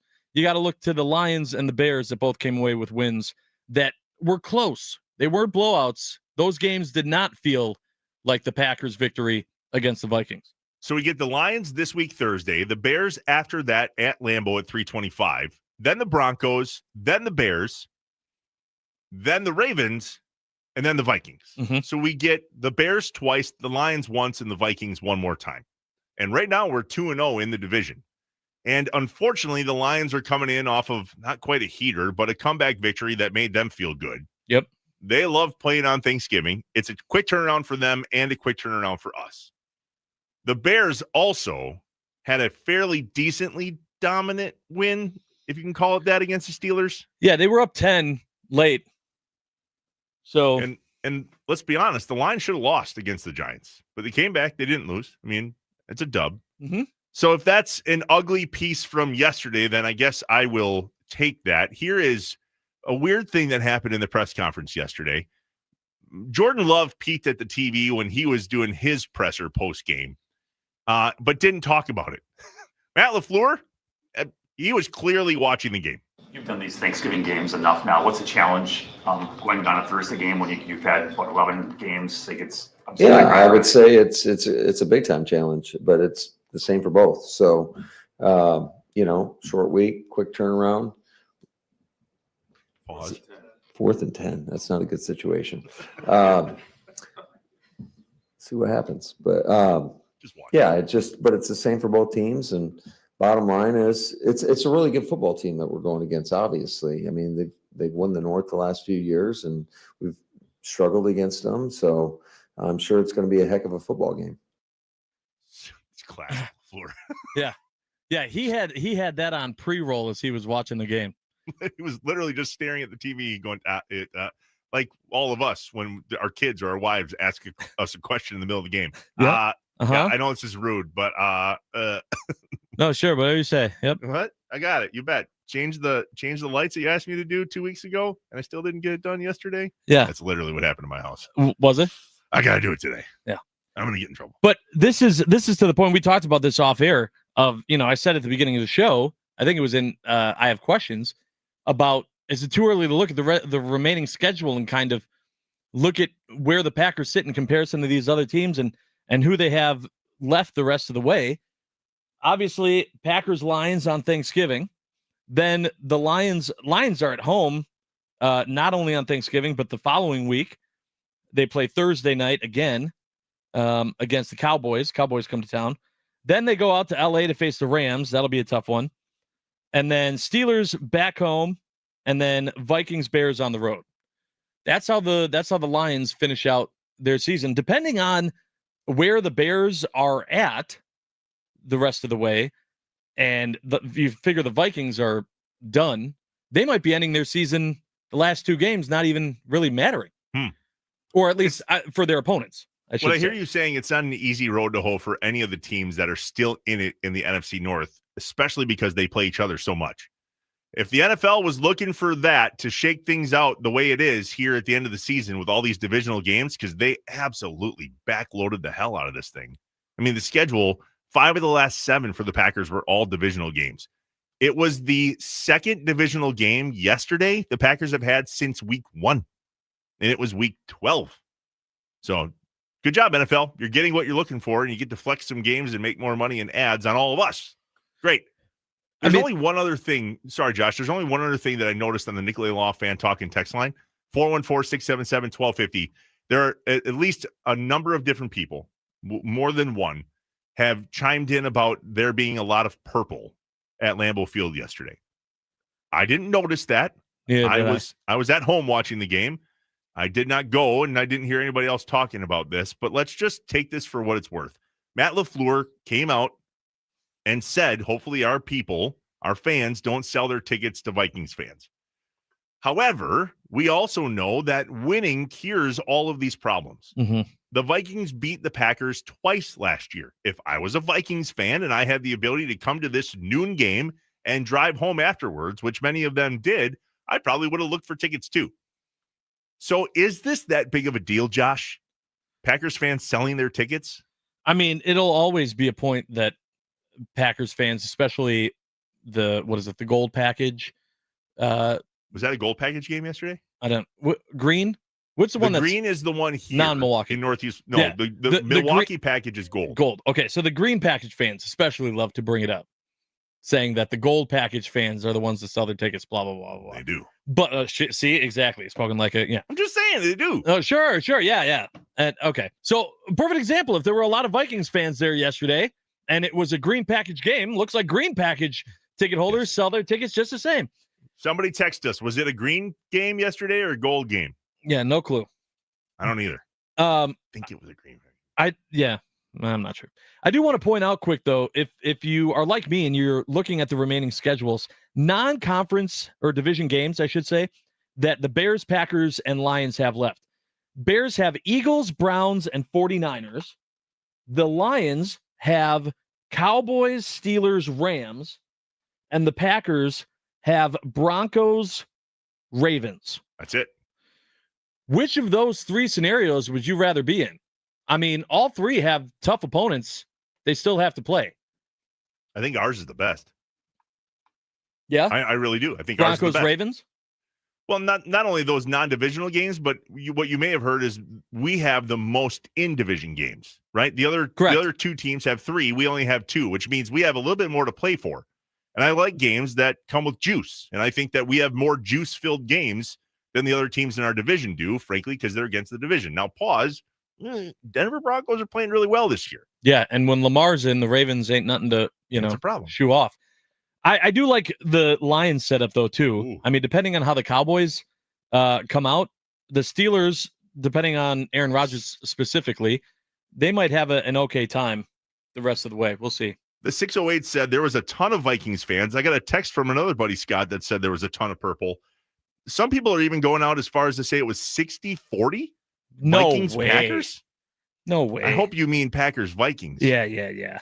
If that's the case, then I will step off this soapbox and say that absolutely is a problem. Now, And it was a green package. we have to be aware this weekend was the 9-day gun deer opener.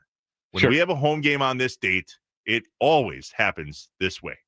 When we come back, God bless the backups. We'll talk about that next. Inside Wisconsin Sports with Trevor and Josh on the Wisconsin Sports Radio Network, powered by the Potawatomi Sportsbook.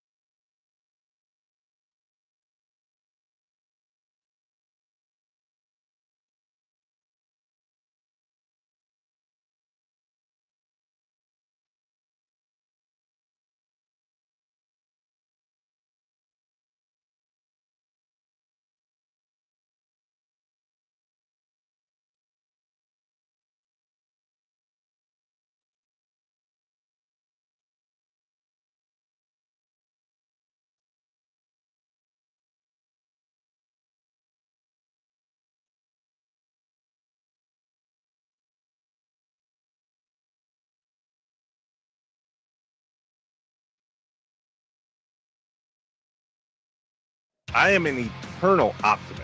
So please, God, don't tell me that you're an eternal pessimist. I like to say I'm a realist. Oh, great. We're going to get along great. This is going to be great. This is Inside Wisconsin Sports with Trevor and Josh. Crowd is here, about to blow, waiting for me to stop the show. Out the curtain, lights go up, I'm home. Whoa! Wilson again reaches for the goal line. Packers make him pay. Second touchdown for Emmanuel Wilson. And it's a 2-score lead for Green Bay. This home fan base, they've had 2 rough home games in a row in losses to Philly and Carolina.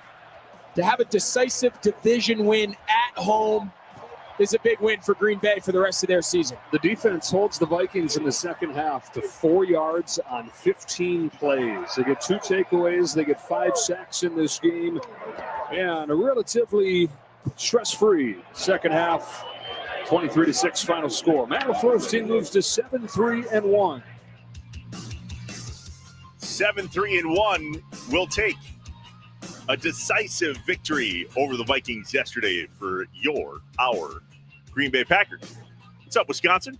Welcome in Inside Wisconsin Sports. Trevor Thomas, Josh Albrecht. Hey. Statewide on the Wisconsin Sports Radio Network, powered by the Potawatomi Sportsbook. We've been having a celebratory Monday for a change, which there's not a lot that we can find wrong with yesterday's game, and people, frankly, are uncomfortable with it. They don't know what to do with all the positivity. What do I do with my hands? There is something, though, that's up people's craw from yesterday, and apparently it's a much bigger story than Josh and I even knew. Why are we so out of shape about the Vikings fans that showed up at Lambeau yesterday? Like, a lot of you are twisted about this purple thing in the stands. There's a couple different ways we can go about this, Josh. Yep. Number one, I understand. It sucks when the opposing team brings any type of number of fans into your stadium. Understood. Yeah, to where it's significant enough for you to notice. Yep. Yeah, and I got a buddy that works for, he's a photojournalist that was searching around Lambeau Field's parking lot yesterday, and he noticed that there was a lot of purple. There are other people that said, yeah, it was actually a little more purple than we would have liked to see. I don't think it was 60-40. Apparently, people are bad at math. There's some people saying, though, it could be 80-20.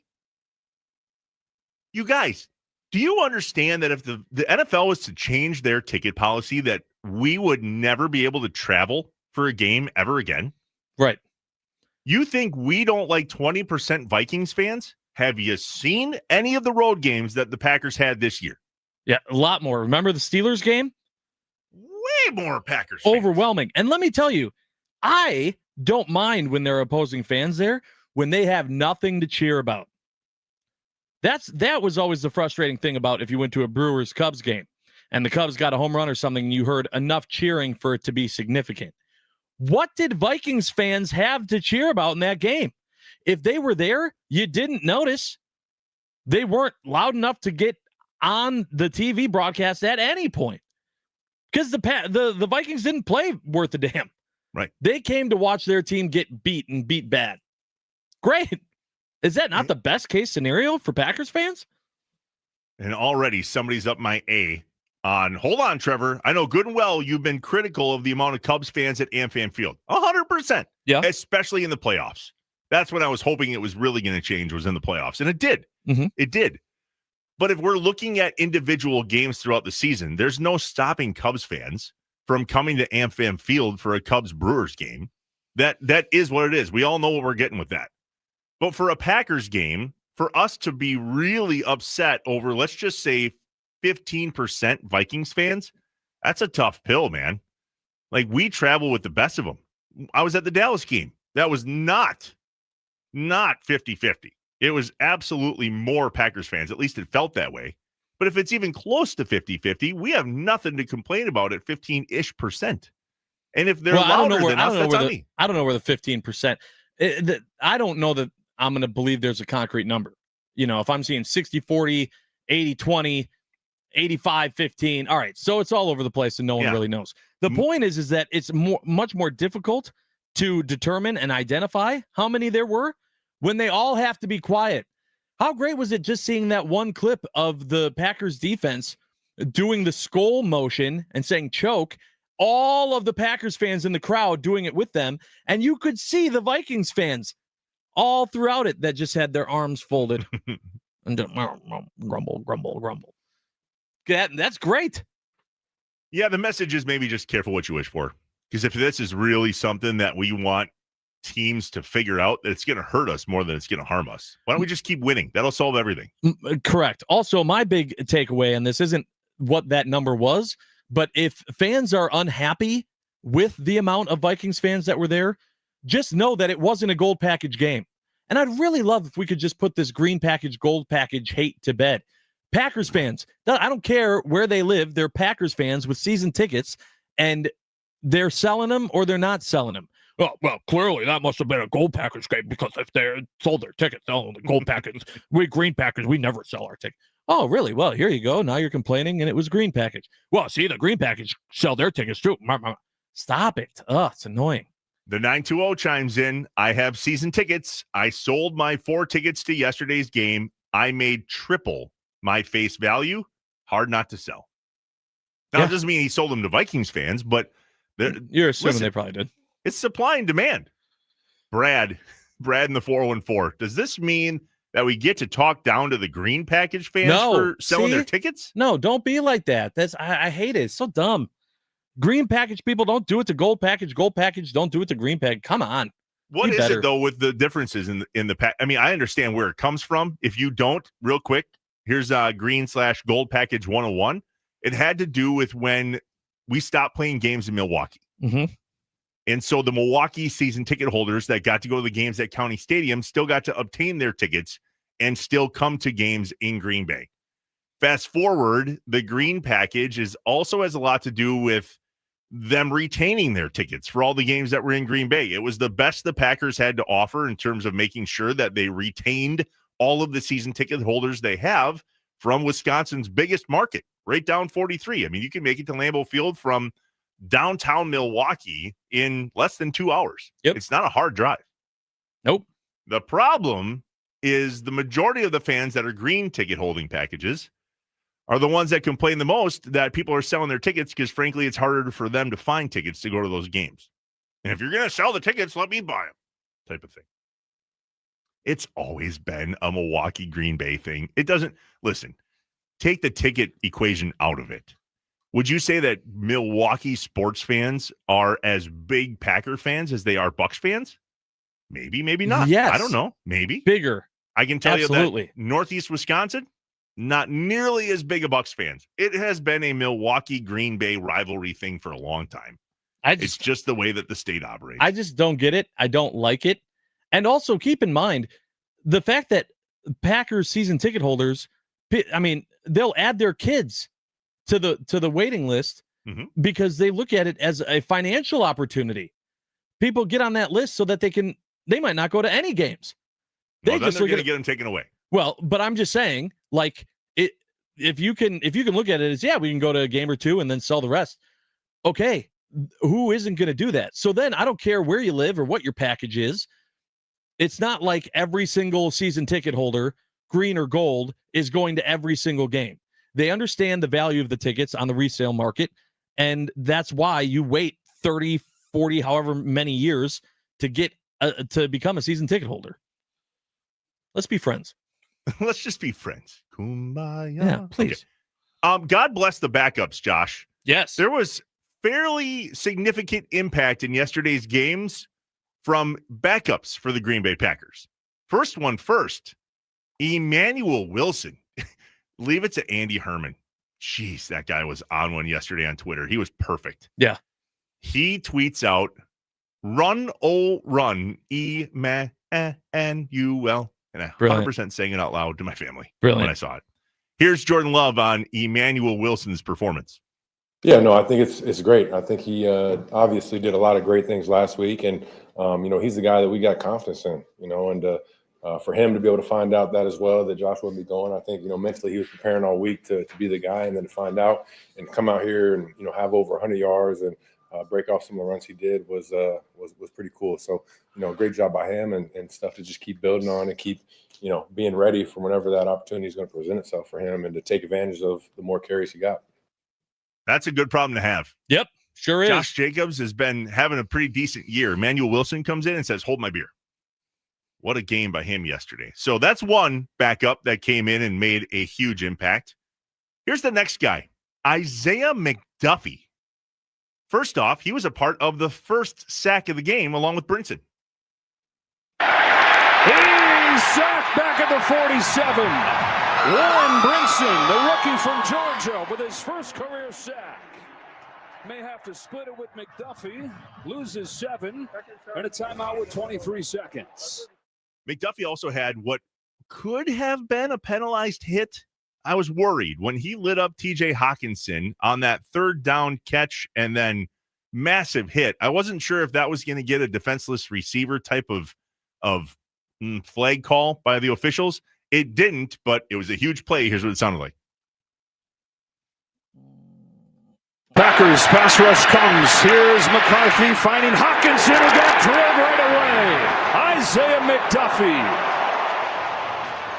Team captain, Jeff Hafley says captain, even though he doesn't say a word. The most physical, toughest guy on the defense. Remember, Isaiah McDuffie is a backup. Yeah. Here's the third play that was huge for him. A tipped ball by Rashawn Gary, INT for McDuffie. To start his career, Rashawn Gary gets there this time and forces an interception.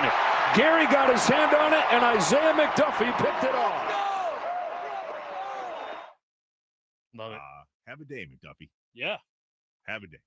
Emmanuel Wilson, check. Who, by the way, the 414 says running style like James Starks, who made an impact in the backup position for the Packers at running back in the past. Good call. Isaiah McDuffie had a day. And have you ever heard of, I don't even know how to say his name. This is a great problem to have. You ever heard of Kamal Haddon? No, who's that? Me neither. That's the backup apparently for Keyshawn Nixon, who goes in front of Bo Melton. And we heard his name twice. Once when he came in for Keyshawn Nixon, and once when he went back in for Keyshawn Nixon. Yeah. That's it. Yeah. The second Keyshawn Nixon was ruled out with a stinger, which I want to talk about here in a second. Yeah, please. That was unreal. We did not hear Kamal Haddon's name one other time in that entire game. Dude, huge. Yeah. You know how many times we hear Keyshawn Nixon's name for the wrong reasons in a game? A lot. A decent amount. Didn't hear this dude's name another time. All right, Keyshawn Nixon had a stinger. What was that? I thought that was interesting. Pam Oliver, I think it was first report. Keyshawn Nixon out with a stinger, questionable to return.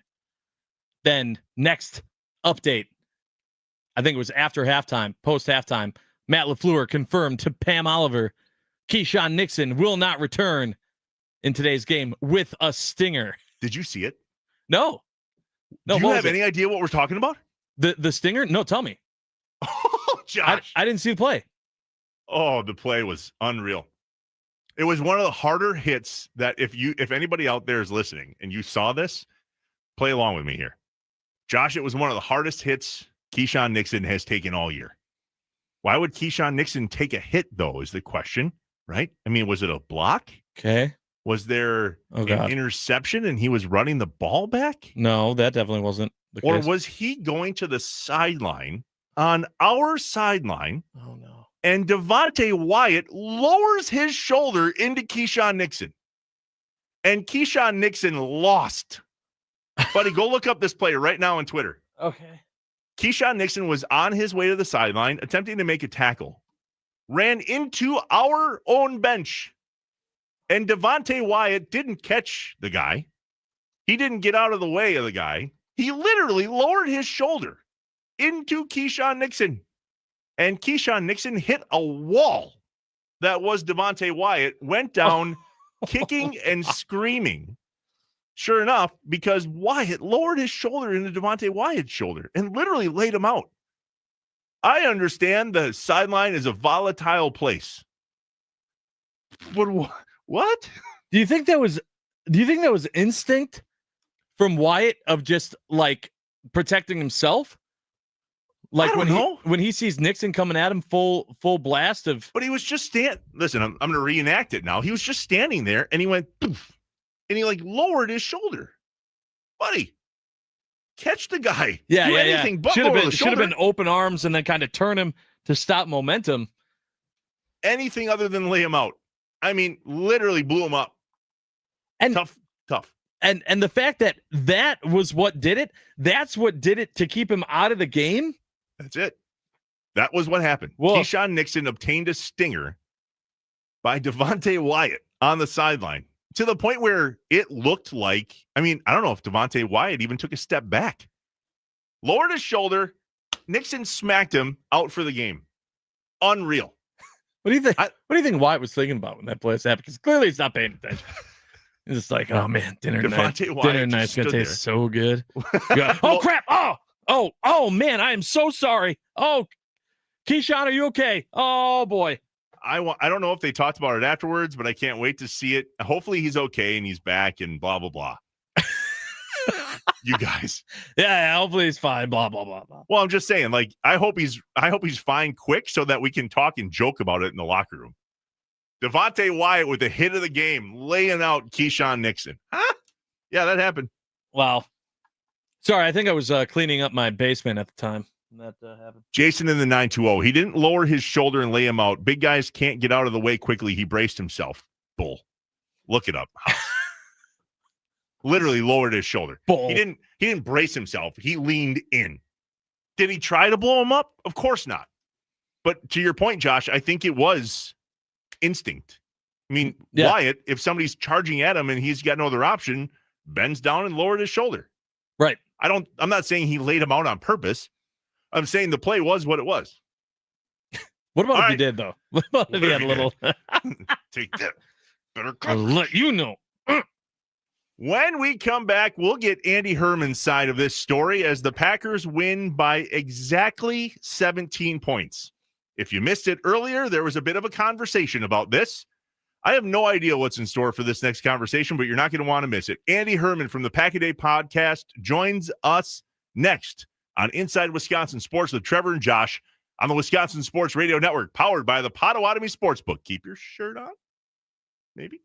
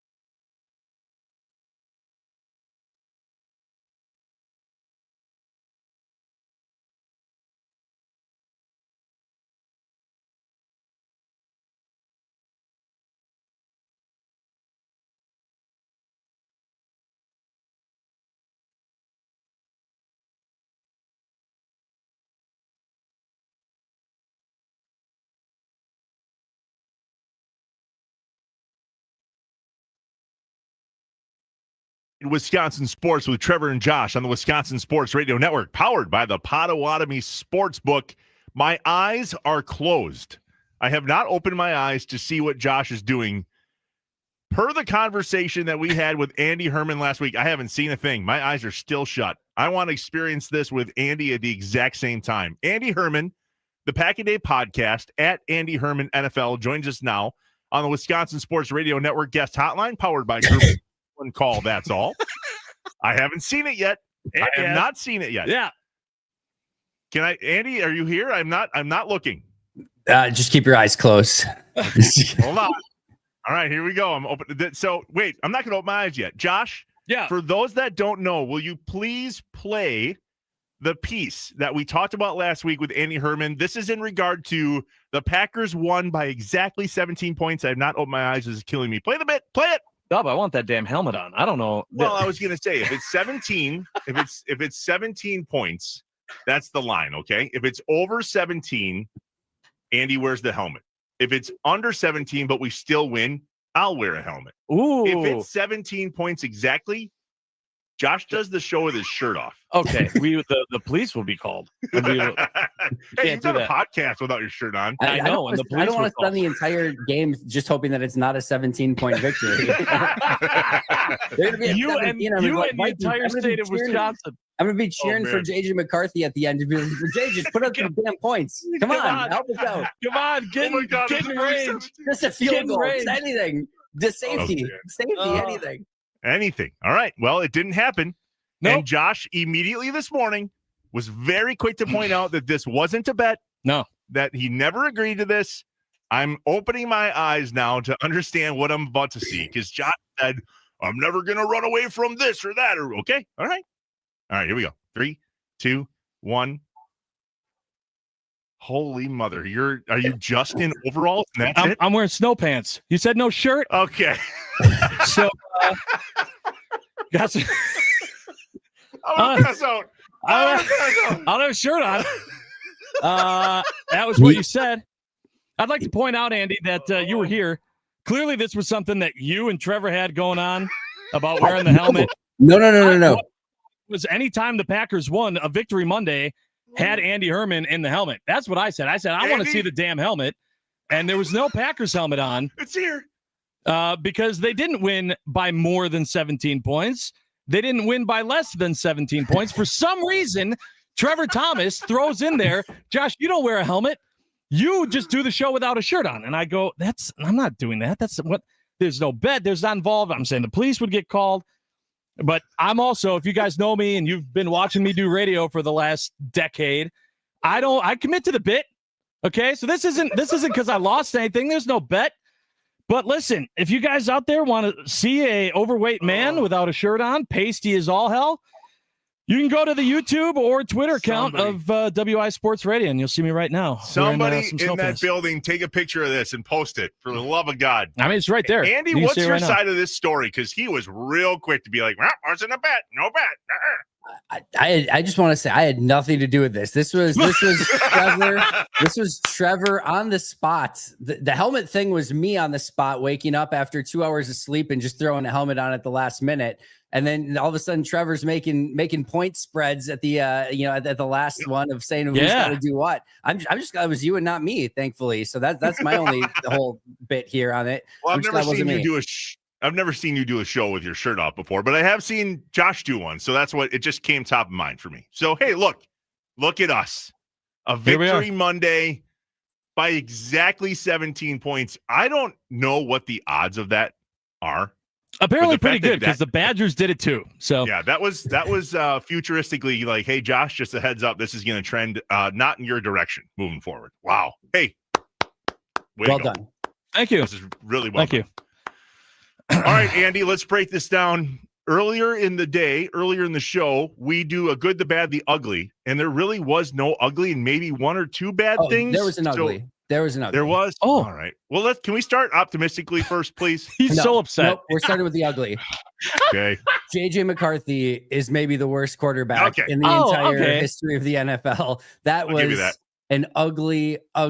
So here's the big stat that we have now seen since 2000, since Y2K. which it now pains me to say that was 25 years ago. Since 2000, there are 852 quarterbacks that have been rated in EPA per dropback among qualified passers. 852. Number 852 on that list is Jamarcus Russell. Number 851 is JJ McCarthy. That is the level of play that we are seeing from JJ McCarthy. It's always interesting when you get a first round quarterback, and I talked about this a lot in the offseason with Minnesota and Chicago, having these two insane lottery tickets really in JJ McCarthy and Caleb Williams, two players that could change the NFC North and the NFC unequivocally, dependent upon if they are unbelievable and all pro caliber quarterbacks, or if they're both terrible and set their franchises back, 5-6 years, if at least, right? And in Chicago, we're seeing better from Caleb Williams. I don't think we're ready to say all Pro Bowl quarterback or anything like that, but it's meshing pretty well with Ben Johnson. They're winning football games, and that seems to at least be trending and tracking in the right direction. With Minnesota, this is a complete nightmare scenario for them. They are not going to overcome this easily. They're going to have to go quarterback shopping in the offseason in a significant way, in a way that I'm not sure how they're actually going to go about doing it. This might be Mac Jones being the quarterback of the Vikings next year, who they'd have to trade for, by the way. And in the meantime, I said this to my buddy Justice Mosqueda on the show last week. I think we're going to see Max Brosmer before the end of the season for the Minnesota Vikings. I don't think he can play, meaning JJ McCarthy, and I think they know it, and I think they're going to have to do something about it sooner rather than later. That's the ugly in this game. Yeah, and that's fine. That's the best ugly you could find. The ugly I had wasn't necessarily in the game. It was just looking at the Vikings or the Bears and the Lions, and the fact that they also came away with wins, especially the Lions, prior to the Packers going to Detroit on Thanksgiving. You know how good of a day this is for the Green Bay Packers, even though, yes, it sucks that the Giants didn't pull that off. They should have won. They had every right to win, and some interesting play calling at the end, etc. But the good news here is Green Bay in this game had 60 some plays of offense, but 40 plus of those were running the football. They were the ones, dictating and playing downhill in that situation. They only played 44 snaps on defense. The Detroit Lions went into overtime, played 77 snaps on defense, and gave up over 500 yards against Jameis Winston and the Giants offense. So yes, while it's a bummer that the Lions, ultimately won that game, having that many snaps and that much extra playing time in a very short week before you play Green Bay is a very less than ideal situation, especially when Green Bay had one of their lowest, effort needed games of the entire season. So yes, even though the Lions, won, that part sucks, but there's a huge advantage in how those two teams played yesterday. Inside Wisconsin Sports with Trevor and a shirtless Josh, Andy Herman from the Pack a Day podcast. You owned it. You're owning it. I love it. Well done. Mean, yeah, I'll commit to the bit, even though it's a dumb bit that you had and it wasn't a bet. But so we're going to work backwards then. If the only ugly thing was JJ McCarthy, amongst other ugly things by the Vikings, if there is a bad, and then we're going to spend the rest of this segment on all of the good, because there's a lot of good, but the bad is there's a little bit of worry about Jordan Love's shoulder. What do you know? Yeah, that's where I was going to go. A couple of the third down plays, but even still, they were 50% on third down for the day, which is really good. I think they're still first in the NFL on third down efficiency. In defensively on third down, they were amazing. So I think the big one is just Jordan. Tough to say. He was pretty. He said he felt good after. He said it was painful a couple times, but he just didn't look entirely comfortable. He didn't look like, even like taking off to run. There was the one play where he overthrew Christian Watson, rolling to the right side. And it looked like he probably could have ran, but there maybe would have been, some sort of collision or hit on the play. So he decides to maybe throw instead of run. And I think we saw it last week, he would have ran and put his shoulder into somebody. And that was certainly not the case in this game. I thought at times, he was just maybe a little bit off. There was the play to Dontavian Wicks over the middle where he had the opportunity to convert a third down, a play that we've seen him make, and it ended up, it ended up short of his feet and not even remotely catchable. So I thought there were a couple plays in this one where it's tough to tell if, hey, maybe just made a bad throw or whatever, or if it was, the shoulder was affecting him. Clearly affected him enough where he couldn't hand off left-handed, which is, I mean, that kind of tells you of like, if you can't hand off, you're not extending a ton, you're not getting a ton of torque on that shoulder just by handing off. If the handoff is hurting you, that's a concern. And just to, we saw Baker Mayfield last night, have the left shoulder injury, and then he went just an absolutely, it's amazing to me sometimes how NFL coaches can make some of the dumbest possible decisions in the world that you could imagine. I don't know if you guys saw this, but it's before halftime. Baker already had the shoulder injury. They're their own 30-yard line, and they have Baker attempt a 70-yard Hail Mary that, even if he was healthy, is never going to get there. And he attempts the Hail Mary and completely like re-hurts the shoulder doing it, and is out for the rest of the game. Like, you just wonder too of like, is there any risk there also? So, and of course, he got hit a couple times. It's good. We found out it's an AC joint sprain, a separated shoulder. I'm sure it's something that's going to bother him. Hopefully after the Lions game, getting a little bit of rest and kind of like a mini bye week can help him there, but it's a short week. You're going on turf this week. So, hopefully Jordan's going to be okay and can get him through that game, hopefully with a win. Yeah. So follow up to that, two-parter here. First, do you think that LaFleur's plan and the fact that the running game was so prominent in the game against the Vikings was because just that the run was working, or was that the plan because Jordan Love wasn't necessarily 100%? And second, do you think that we're going to see Malik Willis play at any point in this game against the Lions? The second part is no, unless it's a blowout one way or the other. It's similar to this sort of game. I don't think, could there be upplay? It'll be interesting to see, because they clearly don't want a QB sneak with him right now. And the solution to that in the past has been Tucker Kraft. Well, they don't have Tucker Kraft either. Savion Williams could be potentially an option there. He's a 6'4" guy, but he's got the foot injury as well. But he's like a 6'4" guy who's played some of the Wildcat quarterback and things like that. You could probably teach him to go under center and take a QB sneak. I would think that would be, especially with his size, that might be something that you could look at. But they're gonna have to maybe figure that out a little bit. But other than that, I don't think we see Jordan Love. Well, I'm sorry. The first question was, this is why you don't ask me two-part questions. Sorry, the scheming from. Okay, no. So I did ask Matt. I did ask Matt that after the game, and he said no. He said it was not that. He kind of like hesitated for a moment and kind of thought about it, and then it was like, no, not really. It's up to the viewer discretion if they want to take him at his word or not. But he said no. As far as what I think happened, I think everything played into it. So for me, it was, once they got to 17 points, that game was over. The Vikings offense was never, like, it would have taken them like an extra 4 quarters maybe to put up 17 points in that game. They just were not able to do anything efficiently on offense. Even their 2 drives that they scored were 50+ yard. One was a 59-yard field goal. The first field goal, which was like a 54-yarder, was really kind of set up too, in a way, by the kick into the end zone, which put them at the 35. They only went 31 yards on that drive and then kicked, I think it was like a 54-yard field goal. 52, Yeah, 52. So yeah, either way, like the defense did their job all throughout the day. And I think he knew, just bleed the clock. He basically said it in his post-game presser too. He's like, we just took the air out of the ball and just kept running the same run play, basically, because they knew that JJ McCarthy and that Vikings offense was not going to be able to put up any points against Green Bay's defense. And he was 1,000,000% right. I think add on top of that, the fact that the run game was working, Emmanuel Wilson looked really good in that game, that Jordan had the shoulder injury, that you had multiple injuries with, guys like Tucker Kraft, Jaden Reed, Matthew Golden that are out of that game, where it definitely affects your passing offense.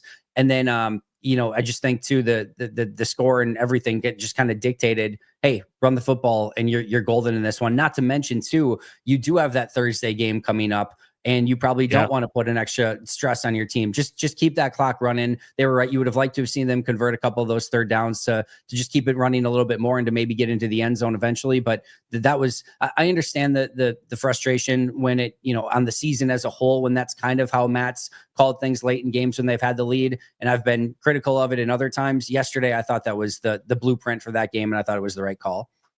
Andy Herman with the Pack a Day podcast joining us on Inside Wisconsin Sports on the Wisconsin Sports Radio Network guest hotline, powered by Gruber Law. One call, that's all. We're live on YouTube and on Twitter. Josh is owning it. Yeah, I think he's owning it. I mean, he's in snow pants only. So watch at your own peril. I'm not wearing a shirt. No shirt, definitely a hat on, and bibs of some kind, and a lower third that protects all of us, frankly. Yeah, that's just that. You're welcome for that, I guess. It's been a fairly cautiously optimistic morning for Packers fans here on Inside Wisconsin Sports. Andy, is there anything other than the Vikings suck that we can hang our hat on from this game? Because we knew this team existed, this being the Packers showing up this way. What are the things that you saw yesterday that we go, got it, nailed it, finally? I obviously want to watch this a little bit closer on the All-22 when the tape comes out. It should be out now, so I'll get to it today at some point. But I did think at the Anthony Belton offensive line, you have three guys in the middle now in Sean Ryan, Anthony Belton, and Aaron Banks that actually have the ability to move some people. And I think that is a potential game changer. And I think that's why we saw Emmanuel Wilson. But Wilson ran hard too, so don't take anything away from him. But I think that opened up just a little bit more. Not perfect. I think there were some times where things got blown up in the backfield. They weren't always assignment sure on stuff. But I think that has the potential to be a bit of a solution, not to mention adding Darian Kennard in as that sixth offensive lineman. Now you're really getting some beef on the field for Green Bay. And I think that they needed to do something to show that they could run the ball better. This wasn't a perfect game. In the end, Emmanuel Wilson's under 4 yards per carry. We're not seeing classic Rondane Badgers or Amon Green Packers sort of performance, but overall, real signs of improvement from the running attack. And I think that's something really positive to take away. And then I think Aaron Nagler pointed out the other one when it comes to defensive. Yeah. And this one, JJ McCarthy played a huge role in this one. But defensively, they've played 6 home games now, and they've allowed fewer than 20 points in all 6 of their home games. The first time that's happened since 1969. That was, again, credit to Aaron Nagler for pointing that one out. But I thought that's huge too, of this defense at home right now with that crowd. And, again, just home field advantage has been nothing but absolutely stellar. Now, unfortunately, they may only have 2 home games left the remainder of the season, which is really crazy to say. We'll see what seed they get in the NFC. Hopefully they can win the North to get at least one of those playoff games at home. But right now they only got 2 games left, and they're currently the 6th seed in the NFC. So that may not be as big of an advantage as we want it to be, but it's been huge for them so far. All right, Andy, really quick on the way out here, since the next time that we usually talk to is on Friday, that will be post Lions game. We switched it. We're going to talk to him on Wednesday. I forgot to tell you about that. Oh, you did not. To him on Wednesday. Yeah, that's on me. Okay. Well, for anyone that might already be on the road, not be here, quick thoughts on what the Packers need to do to prepare for the game against the Lions. Yeah, just really quick. I think the big other takeaway from this game, which leads into Thursday, is we saw against the Giants this team commit 1,000,000,007 mistakes. And I thought yesterday there were 2 penalties only, no turnovers, no major special teams errors. There was none of that. So they no drops. They completely eliminated their own mental mistakes from that game. That's really what we need to see. If they're not playing against themselves, they're going to be I'm not going to say unbeatable, but they're going to be a really tough team to beat for the remainder of the season. So for me, the first thing I'm looking at in that Lions game is, can they play a similar brand of football where they're not beating themselves on offense, defense, or special teams? And if that continues, I really like their chances not only to beat Detroit, but to maybe put a run together here at the end of the season. Hopefully not much shakes out in the next 48 hours, but there's going to be something that we'll be able to talk with Andy on Wednesday for a preview for Thursday's Thanksgiving Day game. Andy Herman, follow him online at Andy Herman NFL, the Pack a Day podcast, joining us here on Inside Wisconsin Sports. Andy, we appreciate you, and Josh, you absolutely nailed this. Well done, man. Yeah, just keep in mind a lot of credit, but what you don't know is Trevor and I aren't wearing pants. You just don't know it. So it evens out really. So. Yeah, no. HR is right outside my door. Yeah, as they should be. I just want everyone to know that this isn't for Trevor. Trevor, that's still ridiculous that you just came up with stuff, but I don't run away. I don't run away from this stuff. But not a bet. That you did it. Not a bet. Not a bet. Learn from this. Learning experience. Andy, talk to you Wednesday, buddy. Can't wait. Thanks, guys. Bye, Andy Herman on the Wisconsin Sports Radio Network guest hotline, powered by Gruber Law. One call, that's all. Yeah, Josh, I knew there was no show on Friday, and Andy and I were talking. He's like, "Well, then how about Wednesday?" And I was like, "Yeah, you were too busy worrying about me not wearing a shirt to send me a message saying, 'Hey, Andy's going to join us on Wednesday.'" I get it. You also were in knee deep of something in your basement, so I was trying to keep it. Yeah, that's true. Trying to. All right, what's up, Wisconsin? Hit us up. The Nicolay Law Fan Talk and Text Line, 414-677-1250. Any success in the tree stand this weekend? I had a little. And when I say a little, I mean a little. I'll tell you about that next. Plus, what's up for tonight and the rest of the week? A victory Monday morning for the Green Bay Packers on Inside Wisconsin Sports with Trevor and Josh on the Wisconsin Sports Radio Network, powered by the Potawatomi Sportsbook. Shirtless. You're shirtless.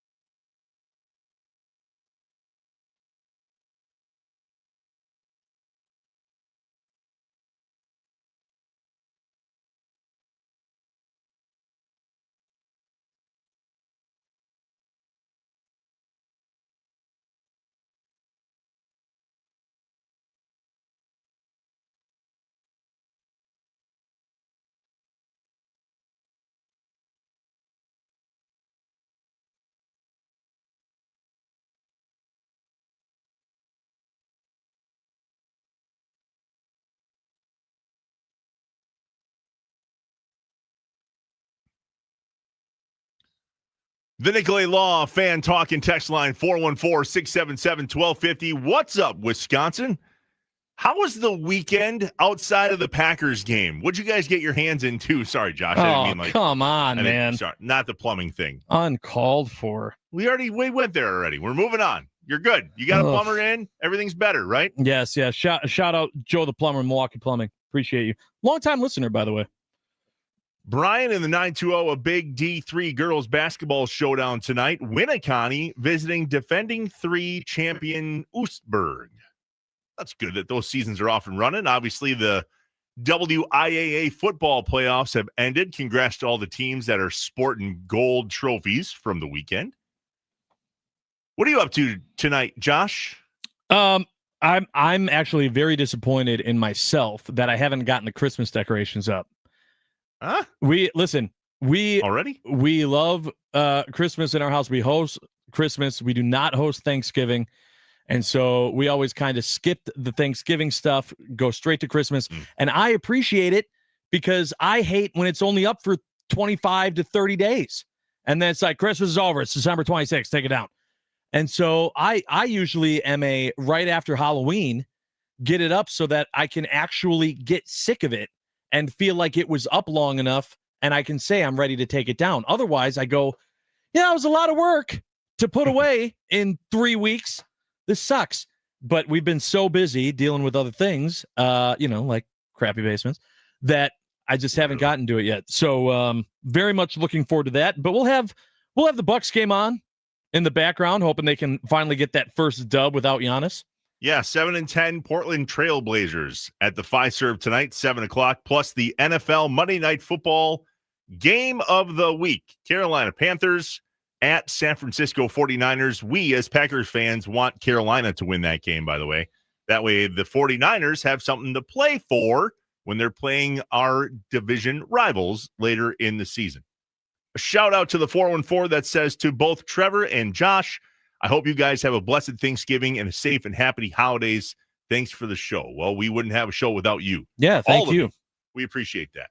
Also, we're doing shows the rest of the week, or at least we got a show tomorrow and Wednesday. Yeah. And then you can listen to me with Rami from 9 to noon on Friday, on Black Friday. So not like you got to turn it off after the show today. Just come back tomorrow. Tuesday, Wednesday, we're good. I'll be in a tree stand on Friday. Any success out there in the tree stands this past weekend? I hunted and shot a small buck. So I hunt in a spot where it is brown and down. And if you're a hunter, you know what I'm talking about. Sounds like my basement. There's too many deer where I hunt. And I'm not kidding. It is the only predators are my hunting group, one coyote that we have on camera, and your vehicle. So you're welcome. It is literally anything we can do. There are these videos that you see online where there's something that you're looking at where it goes, my name is Optimus Medius Maximus. Oh. And then it pans over and goes, my name is Jeff. My name is Jeff. Yeah. I shot Jeff. Jeff had a half a rack. He was one of the ones that needed to come out of the herd. So, okay. The question is a non-hunter and someone that has gone fishing, 2-3 times. Is that not like a thing though? Like I guess obviously you take the shot when you have the shot, but is it not like, oh, this is a small one that I want to grow more? No, you don't look at it that way? Sure. Yes. The normal answer to that in hunting is yes.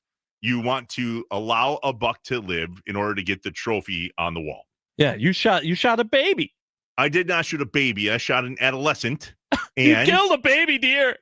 It needed to go. It's one side of its rack was all jacked up, and I don't want that gene in the pool. I'll put it that way. So listen, at the end of the day, I'm filling meat in the freezer, filling the freezer with meat, and a whole nother set of days to go between now and when the season ends for the majority of Wisconsin this weekend.